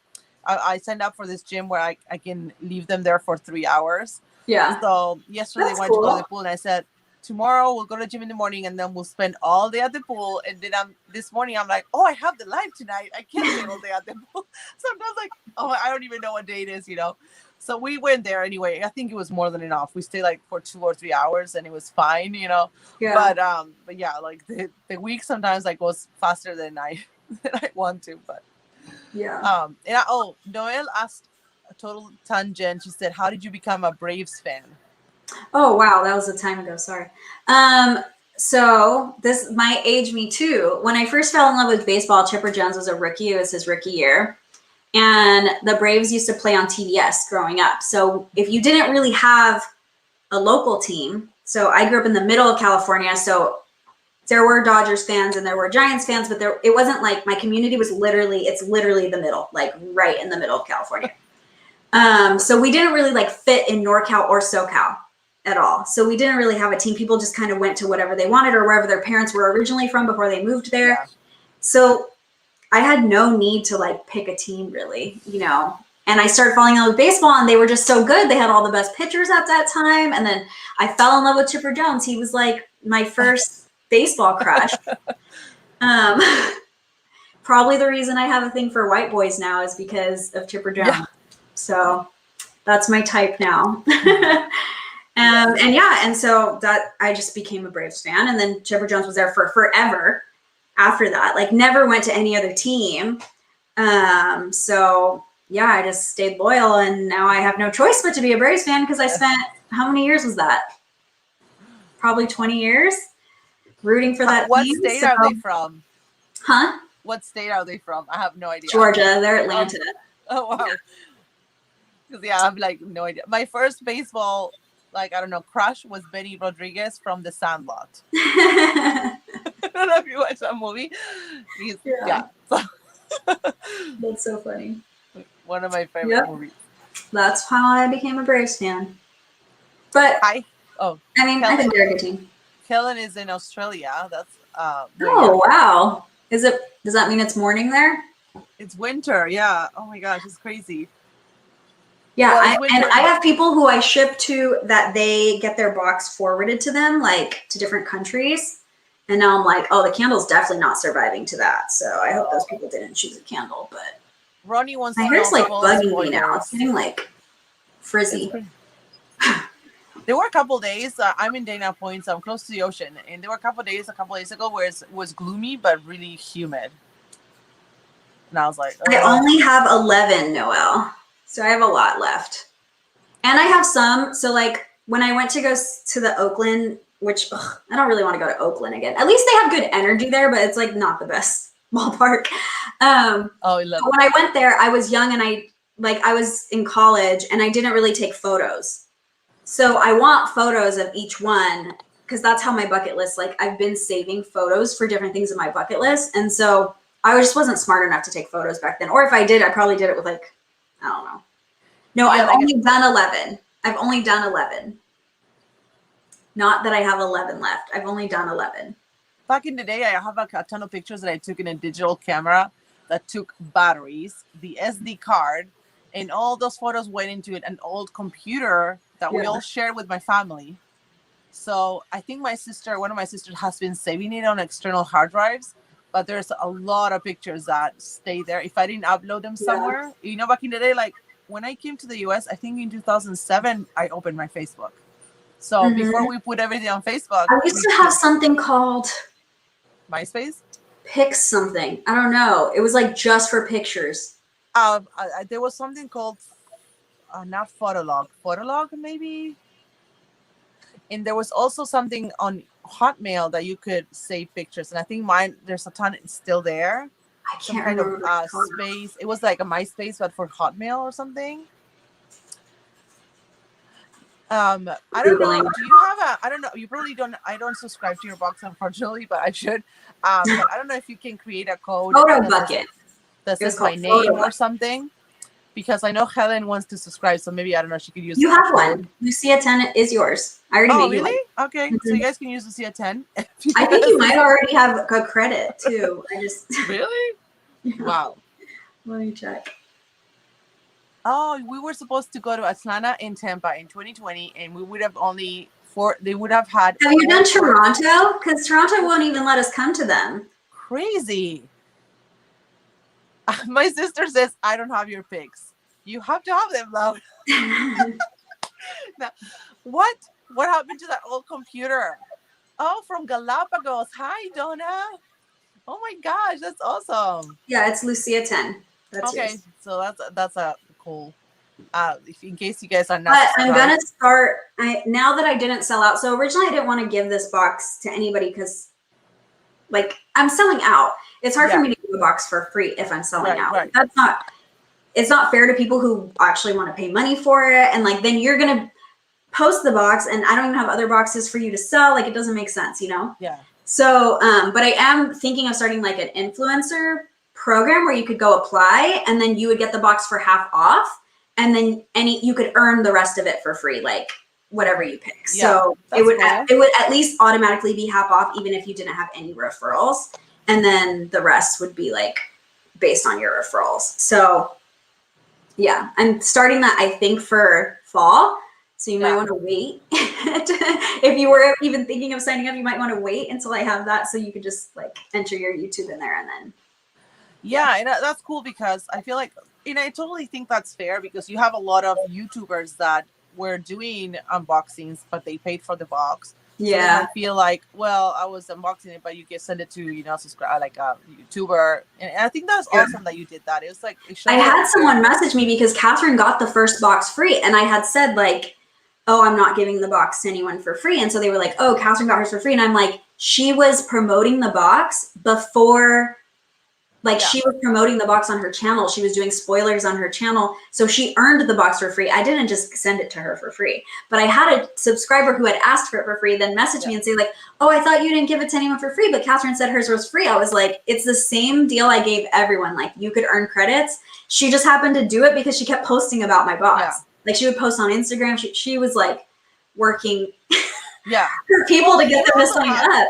You also have your discretion to send to whoever you want. I mean, I could, yeah, but I had made it a point to her that said like, my box is sold out, and I will not send it for free if it's sold out. Like, I just won't. Yeah, you don't need so it. Even the between box, like once I opened the between box, I was not willing to send that for free because I sold out of the other box. So I was like, there's a point where Catherine did. She was so sweet. She was like the sweetest supporter. And I had been talking to Catherine about it for like 9 or 10 months before I even told anybody. So I feel like she wasn't posting it back then because I didn't let her, but she was such a good part of like, oh, what font do you think is good? I sent her like 1,000 fonts for my logo. Like, what logo do you like? What font do you like? And so I feel like she was such a part of the process just because she's like such a close friend on YouTube that I was like nervous and had to tell someone. That then when I told her she could start telling people because I announced it, she started like crazily promoting it, and it was just so cute and sweet, and I appreciated it a lot. I wouldn't have been mad if you sent it to her because I can tell you guys are friends too. So if you open your heart, you want to send it to one of your friends, No, I'll said all 22 of us will be applying. I know.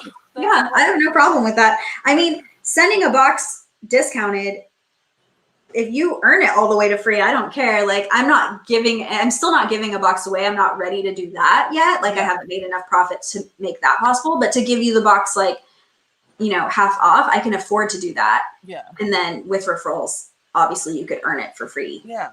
Because it means that, they got you new business. So that sounds really cool. I feel like that's fine, but yeah. And the first time I did for every 3 referrals, you would earn $10 off. And then spring and summer I did, each referral was $5 off. Cause I started to figure out, it's hard in the beginning to figure out like, what is a subscription worth to me? Yeah. If you give me a new subscriber, what is that really worth to me? I didn't know. Yeah. Like, how long-term will that person be there? Are they just there for one box? Are they going to shop in the shop? Like, all this other stuff that I had to figure out, like, what my actual customer lifetime value is. And once I figured that out, then I could quantify how much I was willing to give per referral for each box. So, yeah. And sorry, Ronnie was saying back up there, if you had any ideas of customization for fall, any sneaks? Do I? I don't. I mean, I have more winter than fall items with me up here. Winter. Because fall, it all gets done so far ahead of time, because when you order that large of a quantity, like you can't just, especially a small business, I can't just order it and say like, I need this in a month. Yeah. So there's some things that like, I didn't know this in the beginning, but now I've got, like smart enough to figure out like, when is the right time to get it so you can ship it to me by the day that I want it shipped by, because I want my spoilers to be done. Like this time, a lot of things were delayed to me, and shipping was delayed like nationwide for a lot of things. So it had to, I think it has a little bit to do with COVID too, because when they have private shipping, like they pick and choose what they're shipping. And I heard that it was affecting the restaurant industry as well. I don't know if anybody in here knows anything about that. Well, I know that, for example, Starbucks is out of certain syrups. I know. Oh my gosh, they're always out of oat milk. I had to go to, I didn't even drink it. I went to Coffee Bean today because I went to Starbucks and I wanted oat milk and they didn't have it. And I was like, I don't care. I want oat milk. I'm just going to go to Coffee Bean. They don't have like cinnamon dolce. They don't have like a bunch of, they told me they're super limited, which I think is really funny. But if you go to, I went to a Ralph's that has a Starbucks inside, and they're stocked up because they're different kind of like, so maybe try that. But yeah, I know it's kind of weird. Like, yeah, we're totally like, That's like so out of stock on things. So I don't know if that's what it is. Like the food is not like getting shipped. So I do have fall things, but the way that I set things up, so I have a warehouse too. It's not my warehouse, but like I share a warehouse. Yeah. And a lot of things are already set up in the warehouse, so it's just easy to like bring in, unpack, do the things. So right now the things I have are things that I'm trying for future boxes. So I'm trying winter items right now. So I've ordered like testers, and that's what's around me in the room, but I don't know that I want to spoil that early just yet, I know. But it's going to be good. And I'm thinking of doing an anniversary box of things that are too like expensive for me to put in my regular box. Yeah. So the anniversary of me announcing it is October 31st. So I think if I have an anniversary box, I haven't worked with the companies just yet, but I'm thinking about having an anniversary box. It would be more expensive. It would be like a one-time box that people could buy or not buy, that has like some items that I really wanted in Goldie Box, but I couldn't get at a wholesale price for it to work, but I could still get discounted. So it would still be worth your money, but it would just be, and they're items that are also like more expensive. Like I got the diff glasses that are like $90 that I can get for a good enough price to put in the box. But most of the time the companies aren't willing to work with me that way. I'm too small. I'm too small of a fish. Oh. So I think the anniversary box will have like, not, I guess, more well-known brands, but more like items too that I would say that are like bigger ticket items, like not $12. So, but it will be a more expensive box, but it'll be a one-time box. But I feel like people will still do it, and I'll just make a limited number of them and just like sell them as those on the. Yeah, I'm sure. Like I would want to get one, I think. Yeah. So. The reason why I don't get it is because I get most of my boxes for free. My budget is super small. Yeah. That I have to be my husband's in full-time school. So that's one of the reasons sometimes like if I'm paying for a box, I'm like, oh my gosh, like it's a, like a budget has to extend a little bit. I don't think I'm paying for any box. As a matter of fact, I got renewed for Wink Lash, which is a really good box. It's $13.99, and I didn't realize, and I was like, I didn't cancel. Oh no. Yeah. I mean, I never asked for PR boxes like ever. I just didn't. So I had to be really selective of what I wanted on my channel. It had to be boxes that I really wanted. So when everybody wanted me to do BoxyCharm, I was like kind of upset and I'm really not trying to hate too much on BoxyCharm, but like it has a lot of not cruelty-free makeup. Oh. So I'm not going to use half the box. Like, and especially when I first started doing it, now I feel like they have a lot more cruelty-free in it. But I was like, the box by Fashionista, I'd rather spend my money on that. Yeah. Or like, what was another one that I wanted to do? But I didn't do it because I got BoxyCharm. There's Maybe some Naked Beauty. Is Naked Beauty a thing? I think that's what it's called. Naked Beauty. There's Nourish. Nourish. So I don't I know. was looking for cruelty-free boxes, and I Yeah. let people vote, like, what would you guys want the next box to be? And everybody said BoxyCharm, and I was just like, oh, now I'm gonna get makeup, and half of the makeup is gonna be not cruelty-free makeup, you know? So it was hard for me because I pay for BoxyCharm. I paid for every box until Glossy Box and Globe In are the only ones that have contacted me to give me a free box. And then every once in a while, I'll have one that will just like send me one, like Rose Warp Panty Power sent me one, and then there's like a snack box that sent me one. But I don't have the time to like, YouTube isn't full time for me. I have a full time job. Like, I don't have the time to say like, oh, here I am. Here's my information. Here's like, I would like to unbox your box on my channel. Like, I feel like it's a lot of work. I know that like there's channels that do it, right? But I feel like it's time consuming. You have to be like doing all the emails and like all of this stuff. So I didn't have that kind of time. So for me, I'm like, okay, I'll buy boxes, but I need a limit. Yeah, totally. And I want to buy boxes that like I'm gonna use the stuff. I don't want to buy boxes and also like stuff I'm not gonna use. If they have good views, for now example. I think BoxyCharm gets me good views, and so it pays for itself. But in the beginning, I wasn't monetized. When I first did BoxyCharm, I wasn't monetized. So I was getting BoxyCharm, paying for BoxyCharm, and I was not monetized yet, and it was killing me. So I could completely understand. Yeah. You know, but it's just funny that people ask you for BoxyCharms, but there's so many unboxers that do BoxyCharms. I think because they wanted me to do the information that I do for the other boxes that I do. So like even when I unbox it, I look things up. I do like a little break, and then I look things up, and then I come back and I either do a try on or just show the product and talk about what I found about each thing in the BoxyCharm box. Yeah. And I think people like to hear about the ingredients and like things like that. And other channels maybe just like show the product. So even though there's like a ton of people unboxing it, they're showing you the product, they're telling you their opinion, how it feels, and like that's valuable. But there's not that many people looking up the reviews and the ingredients and what each ingredient does or what type of skin type it's good for or anything like that. And so I think that's why people wanted it. Yeah. In the beginning, because it's a box that they get. Yeah.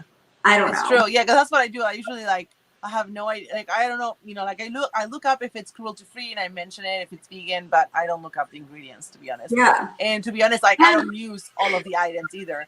Not because I don't want to, but because I have so many that I put on giveaways, you know, stuff like that. So well, I swatch everything. So I do give it away to like friends and family. I like sanitize it and give it away to friends and family. Or like I have a coworker who or not a coworker. I have a friend who her coworker has a bunch of teenage daughters, like a bunch, like 6 or something.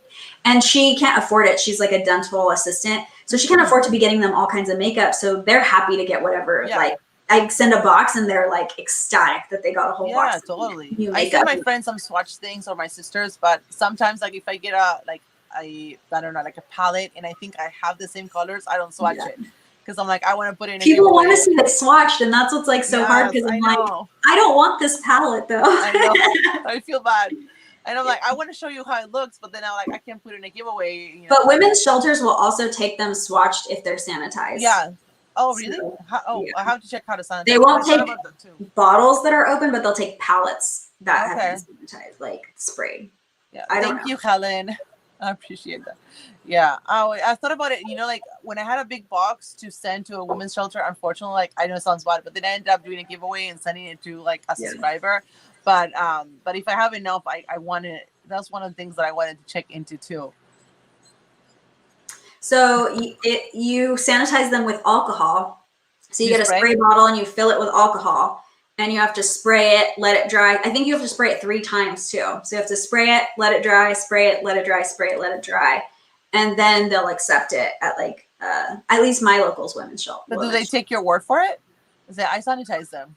Yeah, they do. They take your word for it. What makes me feel bad? And maybe they sanitize it when they get it too. But they'll take powder like that. Yeah. It's funny because I feel like if I send, I don't know, 3 pallets, and they're going to fight for it, you know, like everyone's going to want it. Yeah. I feel so bad. But yeah, like I feel like some of the skincare, I wouldn't mind at all. Because a lot of times, we get so many serums or stuff like that. I have so much extra. I have boxes in there where I'm just like, it's going to waste. And skincare goes bad. So. Oh yeah, that too. I was saving a couple things like, I like this brand, but then if I see that I don't save it for long, like a month, then I put it in a giveaway. So I'd rather someone enjoy it, you know. Monica says she has 10,000 sisters. I know. She has a big family. That's funny. Yeah, my family's not big, and my sister doesn't like makeup. So it's kind of nice because all the things that I never wear, like neutrals or like the lightest, pinkest lipstick, I'm like, I'm never gonna wear that. I like my lips to like be in the room. I want people to know they're there. So like all my lipstick I wear is usually dark or bright. And so all the things I don't like are things my sister would wear. So it ends up I feel like working my out. lipstick today is not boom. Like it's very neutral too. And it's funny because I was saying at the beginning, I feel like my makeup also looks almost inexistent. In the bathroom it looked okay, but I feel like here in the lights it looks like you almost have to put double your makeup for camera, you know? That's true. So Monica said she had 40 nieces and nephews too. Oh my gosh, that's crazy. Oh my gosh, I've always wanted a big family, but you guys I are don't two kids, sisters. so. What? Oh, you guys are only two sisters? And I have a brother. He lives in Atlanta. So okay. When I drove to cross country, it was mostly to see him. Like I hadn't seen him in forever, and he was like my best friend growing up. So I really wanted to see him, but I didn't really want to fly yet. I wasn't like ready to fly, so I was like, I'll drive cross country. I'll make it a whole thing. Were you not scared, like as a woman alone in the car? There's definitely places where I was more scared than other places, but I didn't really drive like in the dark. And then I met up with people in cities that I knew. So like I met up with my brother when I went to Georgia. So like, I guess like driving, if I get, if something bad would have happened to the car and I had to pull over, I probably would have been scared. Yeah, that was my fear. Like, what happened? There's especially a part from Utah to Colorado when I went from Utah to Denver, where I had no cell service the entire way. So I was like thinking, if you get stuck here, how does someone find you? Oh my gosh, I know. Nightmare. That's like a horror story. You're in between mountains, and it's just like you have to wait for another car to pass by to find you. And if that car's a murderer, great. You're dead. I know. You're dead and you're going in the river or something. Like, I don't know. That's how the TV show Big Sky. I know Ronnie watched it with me. Big Sky. Colorado is called Big Sky, right? That's their motto or something. I don't know. But anyway, like that's how the show was started like that because this girl's car broke down. They had no cell service, and then a guy kidnaps them. So I'm like, oh, did you sleep in between? Did you sleep in motels or hotels or? I slept in hotels. I have a lot of I had a lot of Marriott points, so I just stayed in Marriott. So more upscale, not just like. Oh yeah, yeah. And a lot of hotels were like have reduced points, so I could stay in like someplace fancy. They upgraded me because like not that many people were traveling yet, so they were trying to just get people to travel. So there was a lot of perks to traveling and during the time that I did. I got upgraded, I think, like 5 different times. That's nice. Out of like maybe 14 cities. That's cool. Or 11 cities? 13 cities?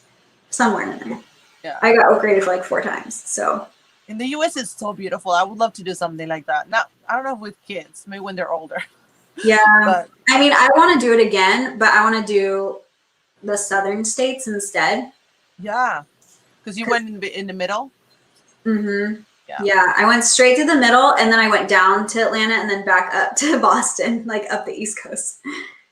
So yeah, maybe like the southern might be nice if we have to have a good AC though. Yeah, I was supposed to go to Niagara Falls, and so the way I was going to originally go was I was going to go up, then go to Niagara Falls, and then do Boston, and then from Boston go down to Atlanta and fly back from Atlanta, but I realized that added 3 extra days to my trip, and my boss said we were going to start working in person again in July. So I was like, oh, I better do it like shorter because who knows like when I was going to have to start again. So we were only going to do 2 days a week for a month. And now starting Monday, I go back full time, but I didn't know what day it was going to land on. Yeah. So I kept asking him, and he's like, I don't know. Like, but we're coming back soon. Like, we're working on the repopulation plan. And I'm in HR, so like I should have been the first person to know anyway. Yeah. So yeah, I was getting stressed. So then I was like, I need to make this trip as short as possible. So I just did like the fastest route, hitting all the cities, and I had to give up Niagara Falls. And I really regret it because I like really want to see Niagara Falls. Like, so how long did it take you total? 14 days. Oh, that's not that much. You did like a speedy kind of. I did one way, and then I flew back from Boston. Yeah. But you saw a lot of cities in 14 days. Yeah, so almost every city had one day except for Atlanta had two because that's where my brother was, or Augusta had two because that's where my brother was, and then Annapolis had two because that's where I met up with Catherine, Maryland. That's where I stayed. And then I think those are the only two that had 2 days. New York, you did one day only? New York, I barely did any. I wasn't even supposed to stop in New York. I was supposed to go straight, or I was supposed to go to New Jersey, but then it started having thunderstorms in New Jersey. My friend lived in Cape Maine, and she was like, the only thing cool here is the beach. And we won't get to go to the beach. Like, there's nothing else to do in my town except to go to the beach. I don't know that much about Cape May, but any of you guys that live there, you know. That was Vanessa? No. This is my friend Haley. And I'm going to her wedding in October anyway. So I was like, I'm going to go to Cape May in October. I'll skip it and I'll go straight to Boston. But then I looked it up and it was going to be like a 14-hour straight drive. And I was like, I don't know that I could do that. I'll stop in New York because the halfway point was exactly in New York. So I was like, I'll stop in New York. I'll just like walk around for like a few hours and then I'll drive the other 7 hours, like 7, stop 7.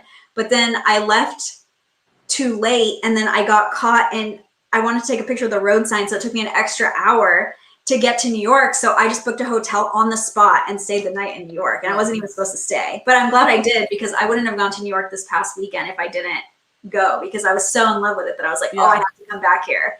I was looking for one more baseball game to go to. That was my team, but playing away. And that one happened to be a double header because there was a game that they missed. So they were going to have a double header this Monday. So I was like, okay, that's going to be the game I go to then. Yeah, Mom says that you can go to Niagara Falls. Not when I go to the Blue Jays. Yeah. I know. As soon as Canada starts letting us back over there. Hey, if you ever go to Argentina, they have the Iguazu Falls, and it's like you can stay. Yeah, it's like in the north. We went to in 2004. It's amazing. So Niagara Falls, I can't even say no. I don't know. I haven't been there, but it's cool. But I think the Iguazu Falls are one of the 7 wonders of the world. Oh, okay.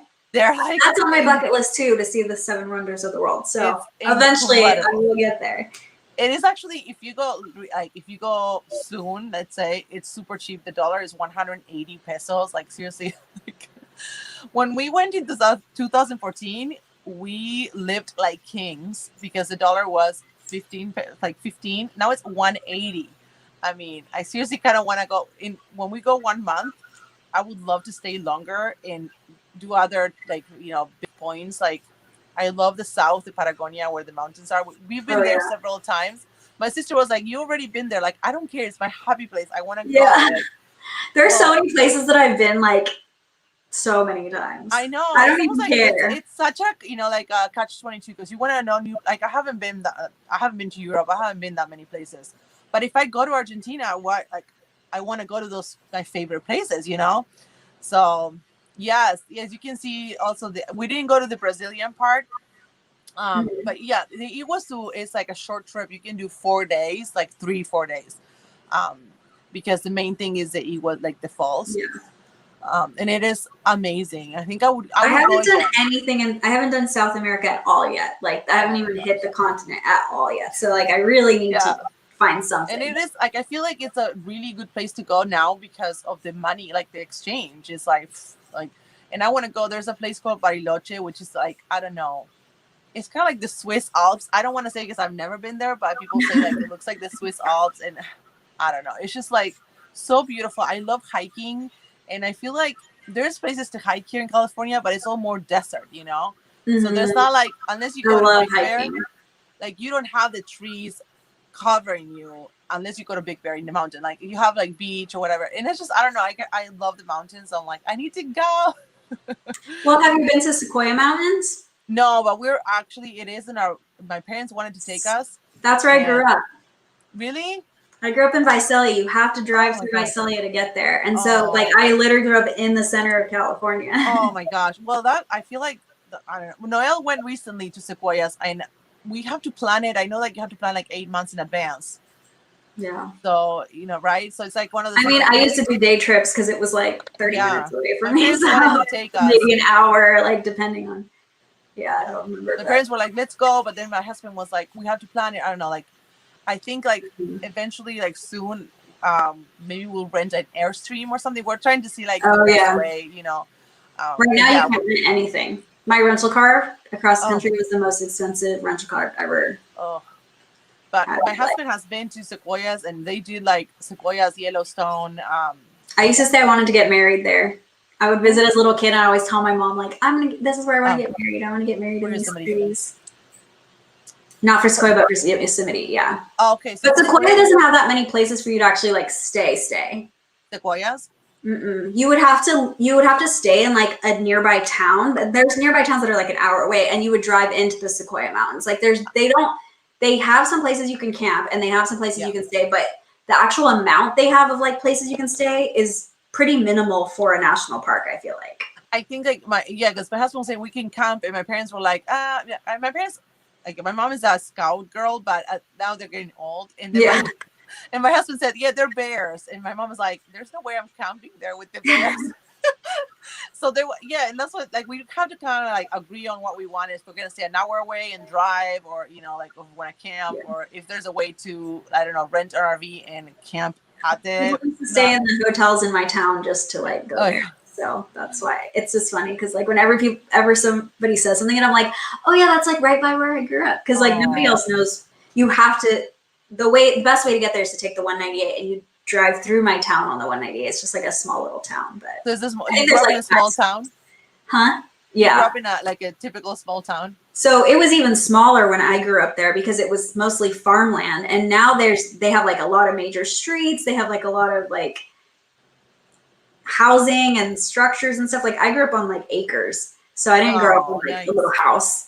And we could bring home any pet we wanted. So I had snakes, I had iguanas, I had like a little baby goat, I had chickens. Like wherever we saw an animal and we wanted it, my mom was like, okay, take it home, like let's get it. And because we had land, so we could. And now that I live in Southern California, where like it's very nice to live here for the weather, but I do miss kind of land, like grass, yards. Like even the yard I have right now, I moved in this place because I wanted a yard for my dogs. It's so small. Like to me, I'm like, that's not a real yard. Okay. This is like, I mean, it's a yard, but it's like not, in my head, it's like the smallest yard I've ever seen. But down here, it's probably like pretty decent, you know? I know. Honestly, like owning a house here, it's almost like, I don't know, like. Still smells like farmland. Yep.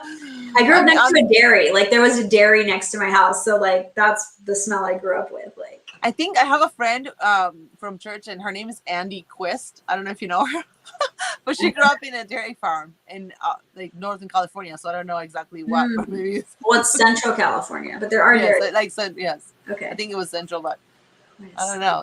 I don't think so.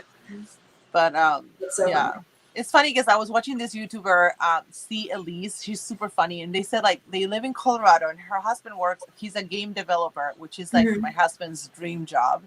And he's going to school for computer science, and he would love to get a job as a game developer.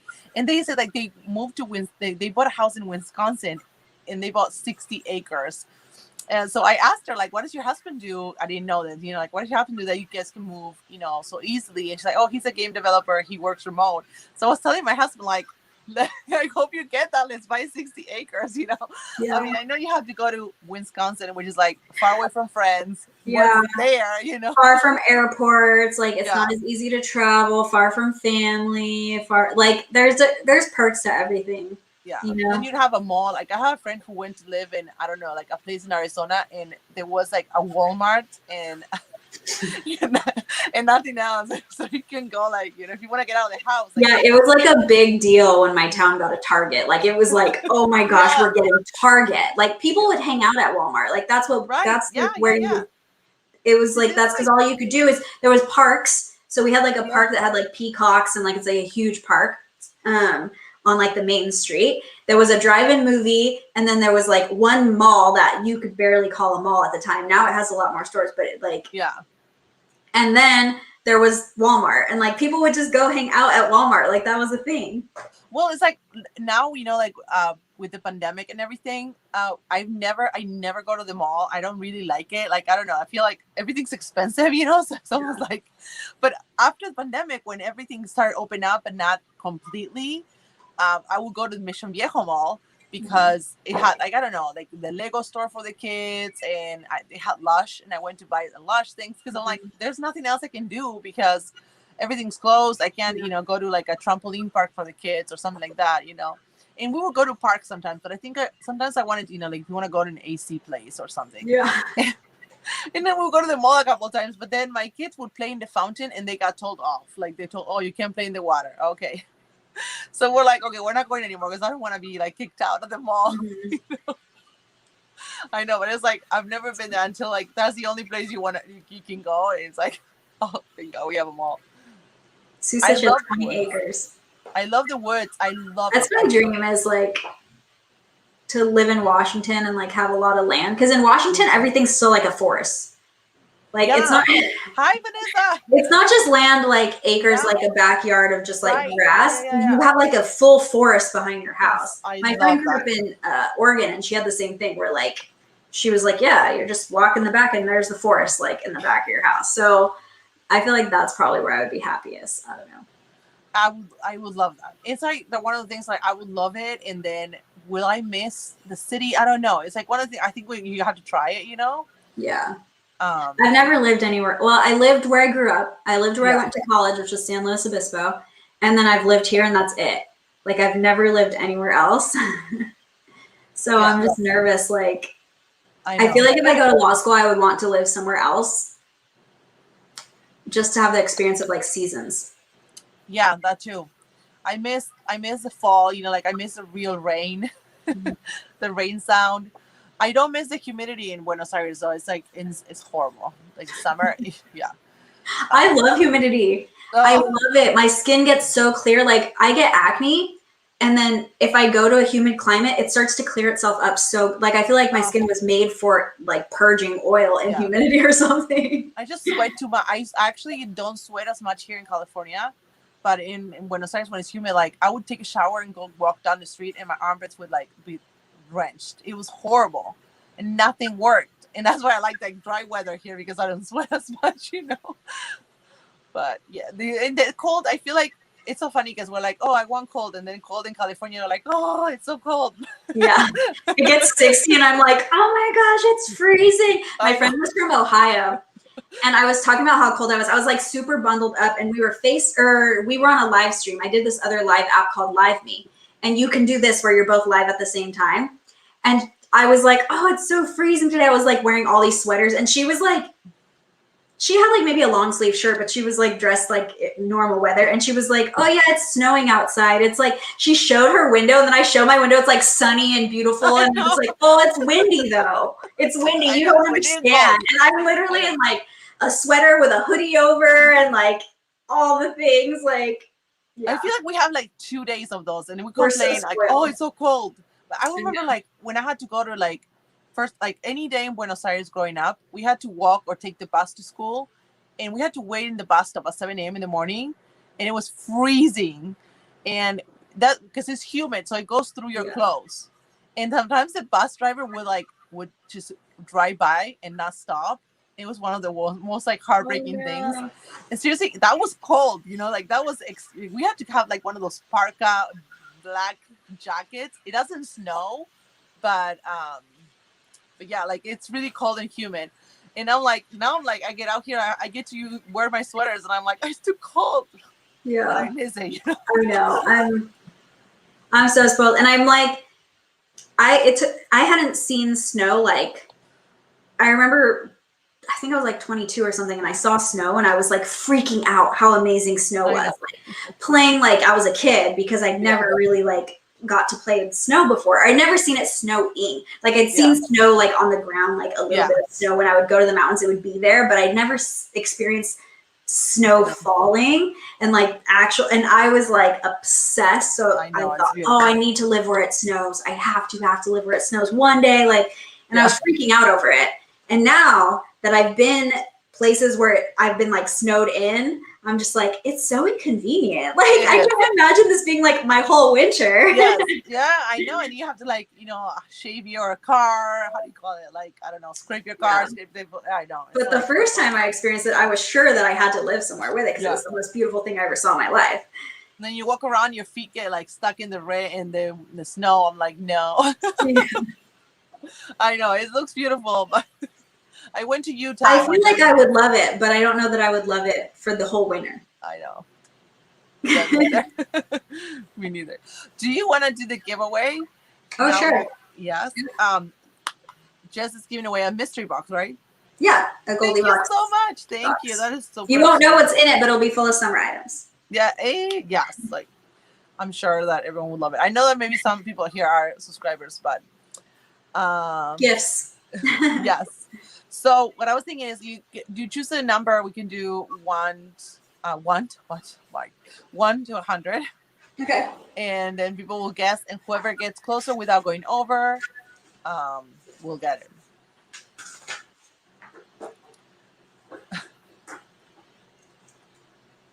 I know Minnesota gets plenty of snow.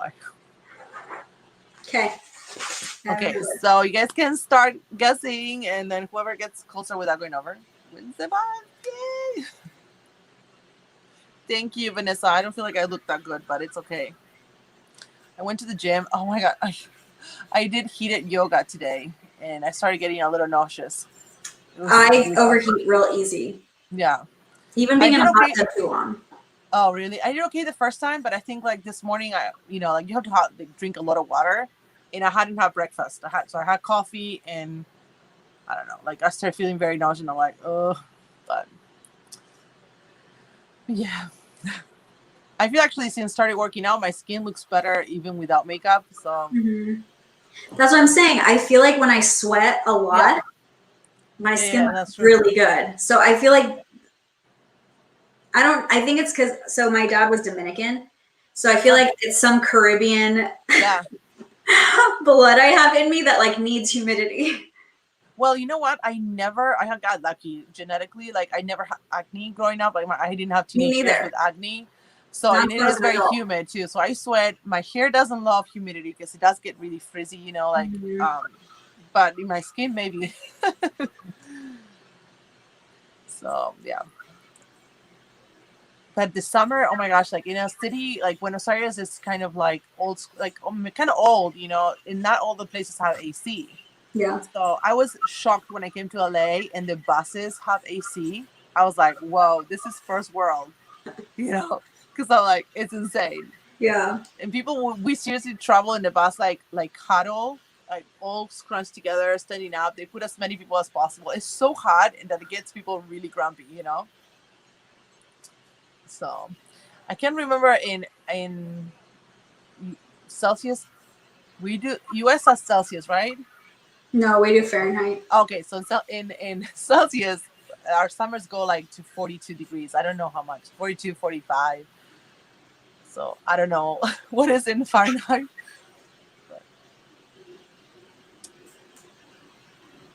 New Mexico. So you want them to not go over, right?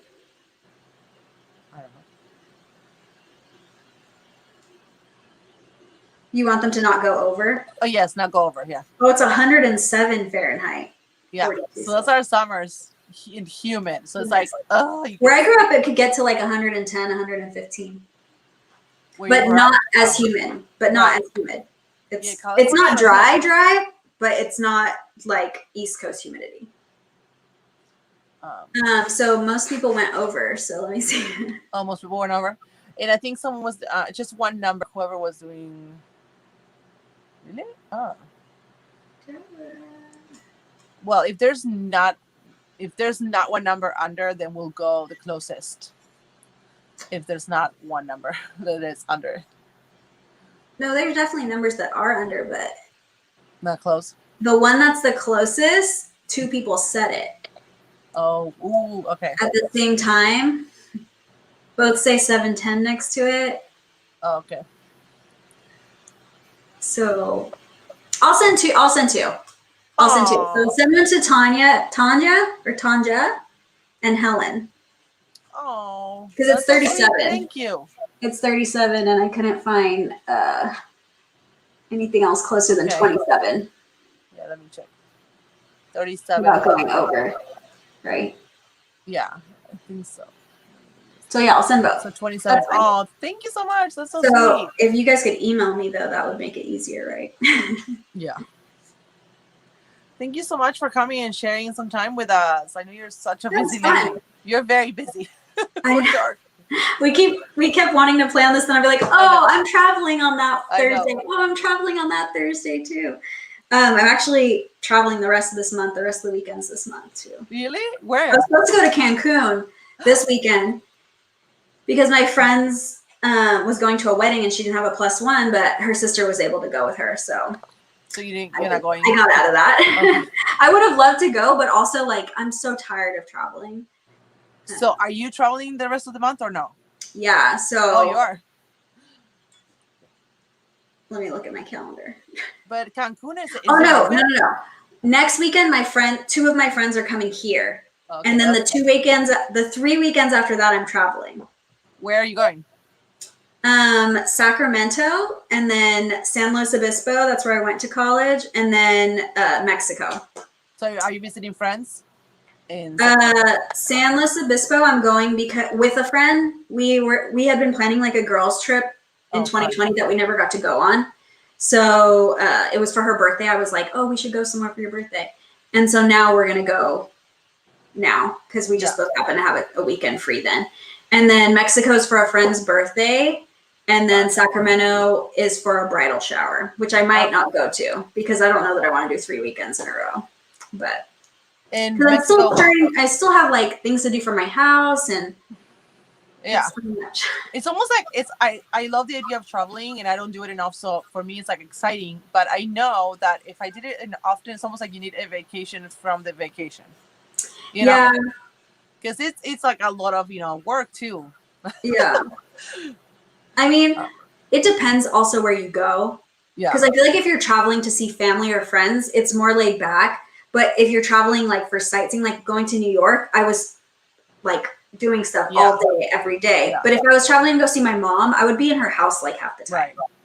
Right. Just like chilling with her. She would be making me food that I like missed growing up. So, I feel like that kind of travel is relaxing, but travel for like seeing the world and seeing like the US, which I love doing, is not relaxing at all. Yeah, when we go to Argentina, that's what I kind of want to chill. I want to take some days to go to like places that I miss in Buenos Aires, because my parents, they moved outside of the city where I grew up after I moved to the US, and they're renting a big like house with a pool kind of close to their house at the same time to have my sister come and go if she wants to go, But anyway, like I kind of want to chill, chill by the pool, because my kids don't know their cousins. So it's going to be like, and then maybe once a week or twice a week, go to like a city spot and, have lunch or whatever, but not like do it like super like, oh, I have to do this.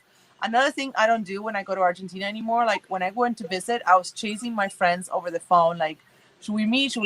I'm like, I don't do that anymore. Like I let them know I'm going to be in Buenos Aires from this and this time. Call me if you want to meet. That's it, like, so I don't stress out about like, meeting people. If they want to meet me, we'll find it, like a way. But it was stressful before because I was like, oh, like this person, like I'm chasing them. I'm like, I travel like a bunch of miles and I paid a ton of money to come. Like, yes, drop everything because I came to the country, Yeah. But, no, that makes sense. now I'm focusing. I feel like I'm focusing more on family. Like after a couple, I don't know, like a few years ago, it's more like, my family is more important, and friends are amazing and everything. But if they're not like working with me and they're like trying to meet me, whatever, Someone that I'm close to, his mom, we just found out she has a brain tumor. Oh. So it's made me like, I've been traveling a lot, but not seeing my mom. So it's been making me be like, oh, I need to see my mom. Yeah. Like I miss my mom and I haven't seen her. And it's just like, you don't think about those things because you like take for granted that your mom's always going to be there, And then like when it hits you, you're just like, oh, I need to go see her. Because it's the last time I saw her was July of last year. So it's been already a whole year. Yeah, with COVID and everything, like my parents both got it, and I was a little freaked out because my dad has a heart condition. Like, he had Yeah. triple bypass, and I was like, oh, they're 60, like my grandma died at 68, so Yeah. it's one of those things where like it could happen, but yeah, Leah, I think like also when I became an aunt, when my sister had her baby, Yeah. it's almost like my focus shift. Like when I went there for my finals for school, I fell in love with my nephew, and and that's kind of when I said like, you know what, my friends are amazing. I miss them, but I feel like I was spending too much time trying to get in touch with them. And when I went and my nephew was a baby, I was like, I just want to spend the whole time with my nephew. So it Yeah. kind of shifted, and then it brought our family together, which is so funny because my sister got pregnant at 17, which wasn't like, the best, ideal situation, but he brought our family together. Yeah. And so after that, I'm like, I met friends because the ones who wanted to meet and work and met me halfway and whatever. Um, but if it didn't happen, it didn't happen. I didn't stress. Mm-hmm. So, but yeah, The email is info@goldieboxed.com. I don't know if someone could type it because it doesn't let me type. yeah. I know it's kind of like let me see if I go. I don't think I can type. No, I can type it on YouTube because we're on StreamYard. So for some reason we can't type. Info@Goldie Box. But I'm Well, sure I could just go someone. into YouTube, right, and turn my volume Yeah. down. But yeah, we're gonna chill. I don't know if I can go. I'm gonna see my mom. Well, I didn't see my mom for so I came in. I moved in the U.S. to the U.S. in 2016, and I saw her at the end of 2017. And then I went back 2009. No, I'm sorry, 2017, 2007. I went back Mm-hmm. 2009. So yeah, like it was some time where I didn't see my mom for 1 or 2 years. Yeah. But yeah, it's like now she lives kind of closer to me too. So it's one of those things like that I'm lucky, and then my siblings miss her a lot because they don't have her. So I can't imagine living far from my family. Like, yeah, if anything were to happen, I could drive there. Right now, my yeah, brother lives across the country, and I always tell him, like, what if something happened? Like, you couldn't come, Like, he went to be with his girlfriend, and he's in love, yeah, so it's like, whatever. yeah. I like her. He could take I us. like her, but I'm still like, you can't just leave your whole family behind. It's funny. Like with my husband studying, I'm open. I say this now, but I'm open to him if he gets a good job. I'm open to moving to another state, especially with the price of the housing here. Like I'm like, hey, I have a lot of friends that moved from California to Texas or Tennessee, and my parents, they're like, we'll probably move wherever you go. So they're Mm-hmm. gonna move with us, and they wanted to buy a house, one of those senior houses.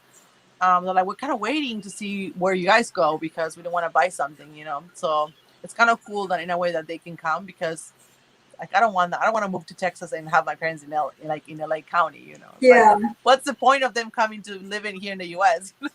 Well, my mom, I always said if my mom, because my mom's remarried, so if my stepdad ever passed away, my mom would just go wherever I go. Like, I would take her everywhere. I would take care of her. Like, Yeah, me too. she doesn't really have retirement or anything. Like, the type of work she did doesn't save retirement or anything. So I'm just like, one of us, and that's kind of a traditional Hispanic thing to take care of your parents. Yeah. When they age, they don't usually take care of themselves or get put in No. homes and stuff like that. Like, that doesn't really happen. Like, usually your Yeah. parent moves in with you, Yeah. So I just don't know if I want my husband's parent. well, that'll be tough. Yeah. So for them, we'll do the housing. No, just kidding. But yeah, I think that it happens to I don't know, you can live with your own parents, but someone else's parents is different. It's like, Yeah, it also depends. Some parents are better than others. yeah, They're and more my parents, off, more yeah, there's a more of a separation. I feel like some families are yeah, all in each other's business. Because I've even guys I've dated, I can see the difference in their parents of different men in my life and been like, oh, those would be cool in-laws and these would be always in my business and you think about those things if you ever get in serious relationships. And so I feel like different parents have different levels of separation from their kids too. Yes. You know, I mean, I with think my that I parents, would be, if I had kids, I would be the crazy one that wants to be everything in their life. Like, I feel like that's how I would be. I would me be too. like, But you know, it's almost like I want to be like that, but at the same time, I want to raise them to like at 18 to be capable human beings to have a job. You know, yeah. like 18 or after college. Like It's I don't definitely want. healthier not to be that way, but I Yeah. feel like my instinct would be to be that way. Yeah. I don't want them. I will want them, but I feel like I don't want them in my house until they're 35 because unless they're like I don't know making a ton of money and saving it, but I just want them to be able to do it, you know, like on their own. Because I don't feel like you're not you're whoever. We're not helping them by enabling No. them like not being capable. I feel like it's. But my parents are kind of trying to work towards having a retirement and not, there's like we don't want to be a burden on you or whatever. Um, and like Priscilla said, I don't think we were thinking about moving in together recently with my parents, and we're like, it's gonna be hard, like it's gonna be hard living, even though my parents like the kids are loud and my dad, they're getting old and my dad is not always like when they're not your kids, it bothers you more, obviously. Yeah. So I feel like it would work for a limited time if it was temporary. Mhm. But if it was one of them, like if my mom died or my dad died, that would be different. Like then yes, I would want them to live with me Yeah. all the time. People are But all weighing in. Sue said, isn't it the oldest son? So in my family, it's not the oldest. It's usually the person with the most kids, actually, oh which I think is really weird. But like my mom's mom took care of my grandma, but my mom's mom took care of my great grandma because she had the most kids in the family. And so originally the grandma moved in and took care of the kids while she worked. And then once she got older, the kids were already older and then they were helping take care of her. So it was like kind of like a trade-off. Like at first the parent didn't move in just because she was like too old. She moved in at first to like help out, but then yeah, stayed yeah, yeah, there. right, And yeah, that's so, yeah. yeah, so it was like kind of, and it's been like that on my grandpa's side and my grandma's side, where like both great grandparents went to the family that had the most kids out of, well, one great grandma had 16 kids and one great grandma had 18 kids. Oh Because my there's a lot of god, twins. There's a lot of twins that run in my family. wow. So they had their pick of what house to go to, but they went to the one that, like, I guess needed the most help with their kids first, but then they stayed there until they died. Well, in my husband's side of the family, the whole helping with the kids doesn't exist once you have your kid. Yeah. So my mom would do it, I think, like She if would she help. didn't have to work, like let's say my dad passes away, like I would want to take care of my mom and I wouldn't want her to work anymore, then she will obviously help, but because she likes to do it. But it's funny, like in Argentina, there's a little bit of both, like a lot of parents and kids live together because of financial reasons, and the whole family lives together. Um, and then they take care of them as they're older because they live in their house sometimes, Mm-hmm. like let's say I stay in my parents' house, then of course I'm going to take care of them because I'm Yeah. living rent free. um my parents would, I mean, I wouldn't put them in. One time I joked and they got really really offended because I said something about putting them in a home, and they were like, I'm like, no, of course I wouldn't do that. But I think like if I was, I don't know, there's circumstances like if one of them has really bad Alzheimer's or something like that and they needed constant care, Right. stuff like that. Like like more tragical things like that, then I would, depends on, yeah, obviously. But I don't know. My husband is the oldest son, but they have a boy, another boy, and a girl, and I feel like it would go to the girl for some reason because they have like the closest relationship. Yeah. I think. Well, also depends which parent. If Yeah, it's both parents, it's one thing, but like if it's one parent, I feel like yeah, it's whoever that parent is closest to. We used to yeah. argue all the time. And we used to say because my mom would like treat my little sister the best, we'd be like, oh, you're going with her because like Yeah. you treat her the best, so she's the one who's gonna have to take care of you when you're older. And we always used to joke about that, me and my brother. But like I think it would be me because financially, like my brother does Postmates and my sister now does Postmates because she quit teaching English Yeah. and she's just trying to figure out what she really wants to do. So like right now, if anything happened, I'm the only one with like stable income. So it Yeah. wouldn't make sense for my mom to go anywhere except with me. Right. You It's the know? same thing. Like if my siblings are still in And none of Argentina, us like have kids. it will probably be us. Hopefully, like it would be awesome to have enough money to take care of my parents. Like I would love, but yes, like it depends. Like they have a house over there, so they could sell it and have some money or whatever. But I don't know if we could take care of my parents and my husband's parents. Yeah. Like that would be a lot. And also, like one of the things I know this sounds selfish, and I know my parents took care of me and everything, but I feel like we'll be starting to build our future in a way, like for our kids.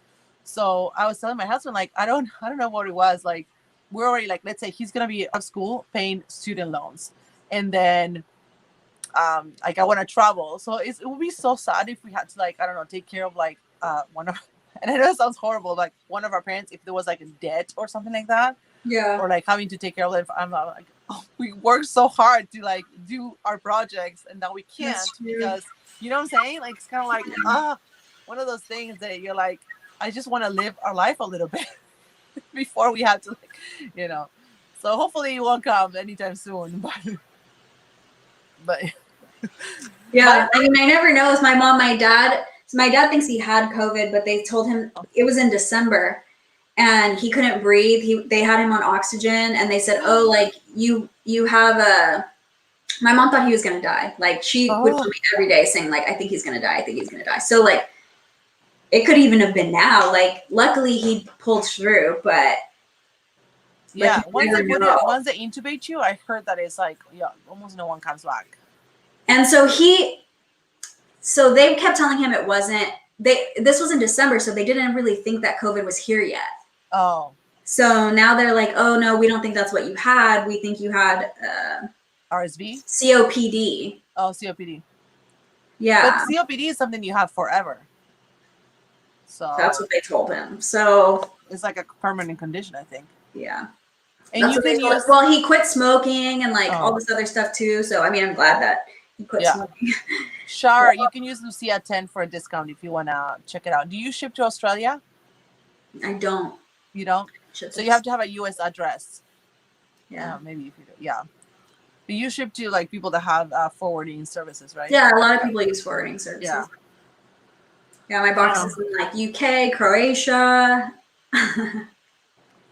I think Czech Republic too. I think Julia's in Czech Republic. Wow. Yeah.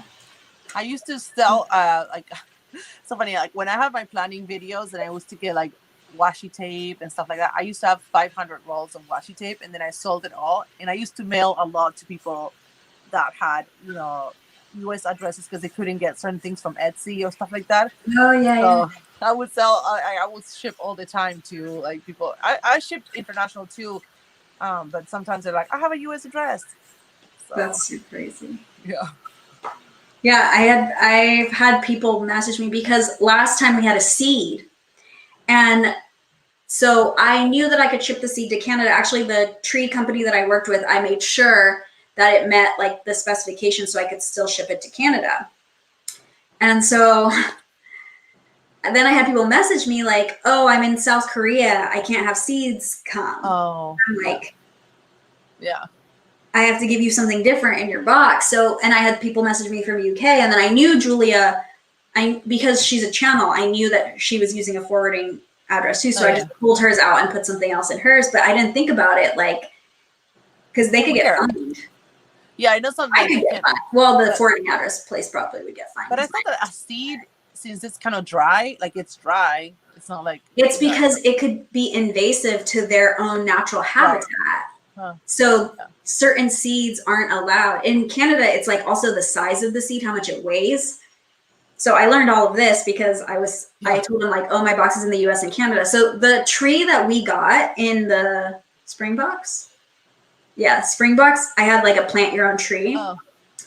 That tree is not even a US native tree. Like it's not even a US native tree, but it is legal for me to ship it in the US and in Canada. So it was the only option I could use. So, and it also, you could grow it in a pot and it would stop growing in the size of the pot versus like if you didn't have a backyard, it was still possible to grow it. Oh. It just wouldn't grow like to its full maturity, like growth. Yeah. You could still Someone told me that because I got a maple kit in one of my boxes, and I was like, I don't have space, but someone said like grow it in a pot and it would take a long time until you need to put it Yeah. in maple tree. Yeah. So I think one of the winners, 1 second, Helen, she one of won the and winners she's in is in Australia. Australia. Yeah. Dun, dun, dun. Email me anyways, and I'll see if I can figure something out. Okay. Yeah, email me anyway. Info@Goldie Box. Do you have to put the ED or box? Boxed. Bye, Vanessa. I know it's getting late, so I don't know. I If you know. have to go Sorry, too. this is a long. I know. No, it's totally fine. I love when it's flow. If it flows, it flows. Yeah. I'm totally fine. Yeah. I know. It's like I don't know what time it is. I don't have my other phone with me, so you couldn't check anything. Do you go live on your laptop with your webcam? Yeah. So my webcam's up here. Yeah. And my laptop camera is right here. So I can actually show you the The setup. webcam's better, right? Let's see. Oh no, I can't show you the setup. Duh, I'm showing like on my laptop. Yeah, so I like it because it has a microphone on the webcam and it's like directional microphone, so it'll block out that like kids playing outside more. That's what I need. That's what I need for my videos. I can't show you. I guess I can take a picture. I think I know. Well, you might have the same one as my husband because my husband has a really good webcam and. So I have my ring light and my webcam like sitting in my ring light like that. Oh yeah, that's cool. So it's small, but yeah. I'm thinking about getting a Mac computer. Like I'm used to PC. I have no idea about Mac. I prefer Mac. Like I'm super used to PC, but since I have an iPhone, I thought like if I have a Mac or an iPad, I would have all the apps and everything more compatible, so I wouldn't have to like go for it. But I don't know. My sister she has a Mac and she was thinking about getting a new one. So she said if she's getting one, she's gonna give me her old one to kind of get used to it. And see if I like it instead of buying one. I got my second shot yesterday and 2 days ago. And my arm is like super, you can't see it. It was red before. Plus you did yoga? Huh? Plus you did yoga? Yeah, but I did my vaccine like 2 days ago. And the day that I took it, I didn't go to the gym. Because my husband's like, don't go work out, whatever. Although the pharmacist said I should be fine. So then I went today. Wait, I took a day off. Yeah, so I went today. It's just warm. It feels warm.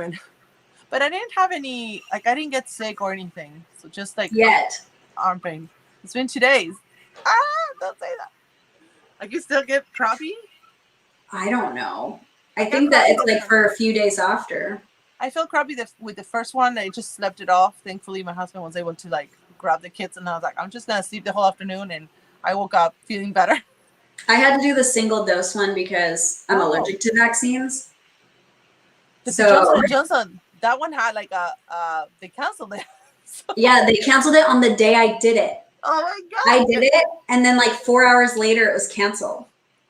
Can you believe like if something happened to you, like I'm getting this because I'm allergic to vaccines? And my doctor wouldn't let me get the other ones because if I had an allergic reaction to the first shot, they wouldn't let me get the second shot. Oh yeah. So he was like, at least with the 1 dose, you'll still be covered and we'll stop the allergic reaction. But if you do the 2 dose, then you will stop the allergic reaction and you won't have any like you won't have good vaccination. Right. But what if you something bad happened? What if you died? Okay. The Johnson & Johnson. I don't know if people died. Do people die or they just, I don't know. I don't know. I honestly don't know. I don't want to know. My mom. But it's been long enough now. It's been months, so I feel like I'm good. But this is so weird. My mom got the Johnson & Johnson. Yeah, I think she only got that one. And then when it happened, I'm like, But yeah. Yeah, I was stressing. Everybody was messaging me because I like posted about it and like, oh, I have to get the single dose because I'm allergic to vaccines. And people were messaging me on Instagram like, did you know they canceled it? And I'm like, yes, I know. Thanks for freaking me out more. Like everybody was messaging me and I'm just like, oh. People were more scared than I was, I feel like. I feel like all my friends were freaking out for me more than me. Like, I mean, you're young, so I don't know. I don't know who got affected. Well, it even happened to like someone in high school, like an 18-year-old in high school. Don't even tell me. Like, there's some kids that are getting affected, and we've been going to the club and everything. My kids have been getting colds and runny noses, and I'm like, You're scared, yeah. Yeah, like it could happen to anyone. It could be you too, So you're like, but I don't know. With COVID, I was always very like, it's not gonna. I never get sick. I usually don't get sick. So I was kind of like, I don't think it's gonna, Mm-hmm. it's gonna happen to me, but it didn't. But I don't know. You never know. I Most heard if people. you have type O blood type that you're less likely to get COVID. I don't know why, but I have type O plus, so Oh, I like, have. I think AB. I think or B positive. I don't remember now. But and like there's a lot of, I don't know, it's anecdotal of course, but yeah. like I know someone who like everyone in his family got it because he lives with like his in-laws and like his kids, and everyone in his family got it except his wife, and she's the only one with O blood too. Yeah, So it I'm could like, be. I I wonder think. if it's true because she like took Yeah. care of everyone during. I think that people that unfortunately passed away, they probably had some kind of genetic, something or blood type or something that virus affected them more. Yeah. I still think that personally, like we should be careful because, I mean, I come across people that are like, well, if we're gonna die, we're gonna die. Like it was our time. But I'm like, yeah, but that doesn't mean I'm gonna go and spread the virus. Like Yeah. I don't want that on my crunches. Like, oh, my grandpa died. It was his time, but Stuff I like this always scares me. Like stuff like this always scares me. And then yeah, the media makes it worse too. So it's just like, yeah, like I don't care. Like that's for God to decide, but I'm not gonna be the one like, oh, whatever. Like I'm gonna go if it's my time, it's my time. Like like as a mom on top of it, like I'm I'm not so nonchalant about dying, and leaving my yeah. kids. Um, but yeah, it's been like there's like, some controversial people on my Facebook that I have to ignore because. Bye, Leah. Thank you so much for coming. Oh, side effects were blood clots, but it was super small sample and it was just being overly cautious. Okay. Okay, yeah. So, and Shar says if you don't get the side effects within 24 hours, you won't get side effects. Okay. My Oh, husband was like, did you wait too long? Because I don't know. You had to wait 4 weeks, and I think I went after 6 or 7. I don't know. Because I forgot. I'm like, maybe you waited too long and it's not giving you, like, some real, people like, get no, I didn't get any side effects. And my friend also got the single dose one. She's in Seattle and she was sick for like 2 days straight. yeah, it depends. So I it don't just know. depends on the person, I think. Hey, Angel, we stayed because of you. I know. It's been almost 3 hours. I'm surprised my husband hasn't come and like, cut it off. He's been really nice lately. um, but yeah, So does he like take care of your kids while you're going live yeah, and stuff? yeah, yeah. I What think about because filming? How do you film? that I try to film usually on Thursday. So after I'm like after we're gone, I'm gonna film after because Mhm. it's summer. Usually when it's like because it gets too hot, I don't have AC, so Yeah, the like lights on me yeah, the always. lights. So I have 4 boxes to do after, but usually I start filming around 3 on Thursdays, and he watches them too. Like obviously, I used to film with the kids around, and sometimes I do if they're playing in the living room. I will do it. They come in the room and interrupt a little bit, which I have to edit more.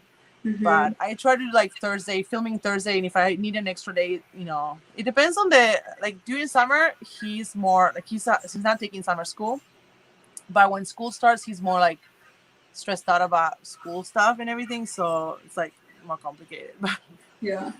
yeah, it is. Like I just I'm remember. always cropping out my dogs barking or Oh like yeah, a plane or something. And then I'm like, it's so frustrating. I'm like, I can't imagine people who have like real distractions because like my distractions are not that bad.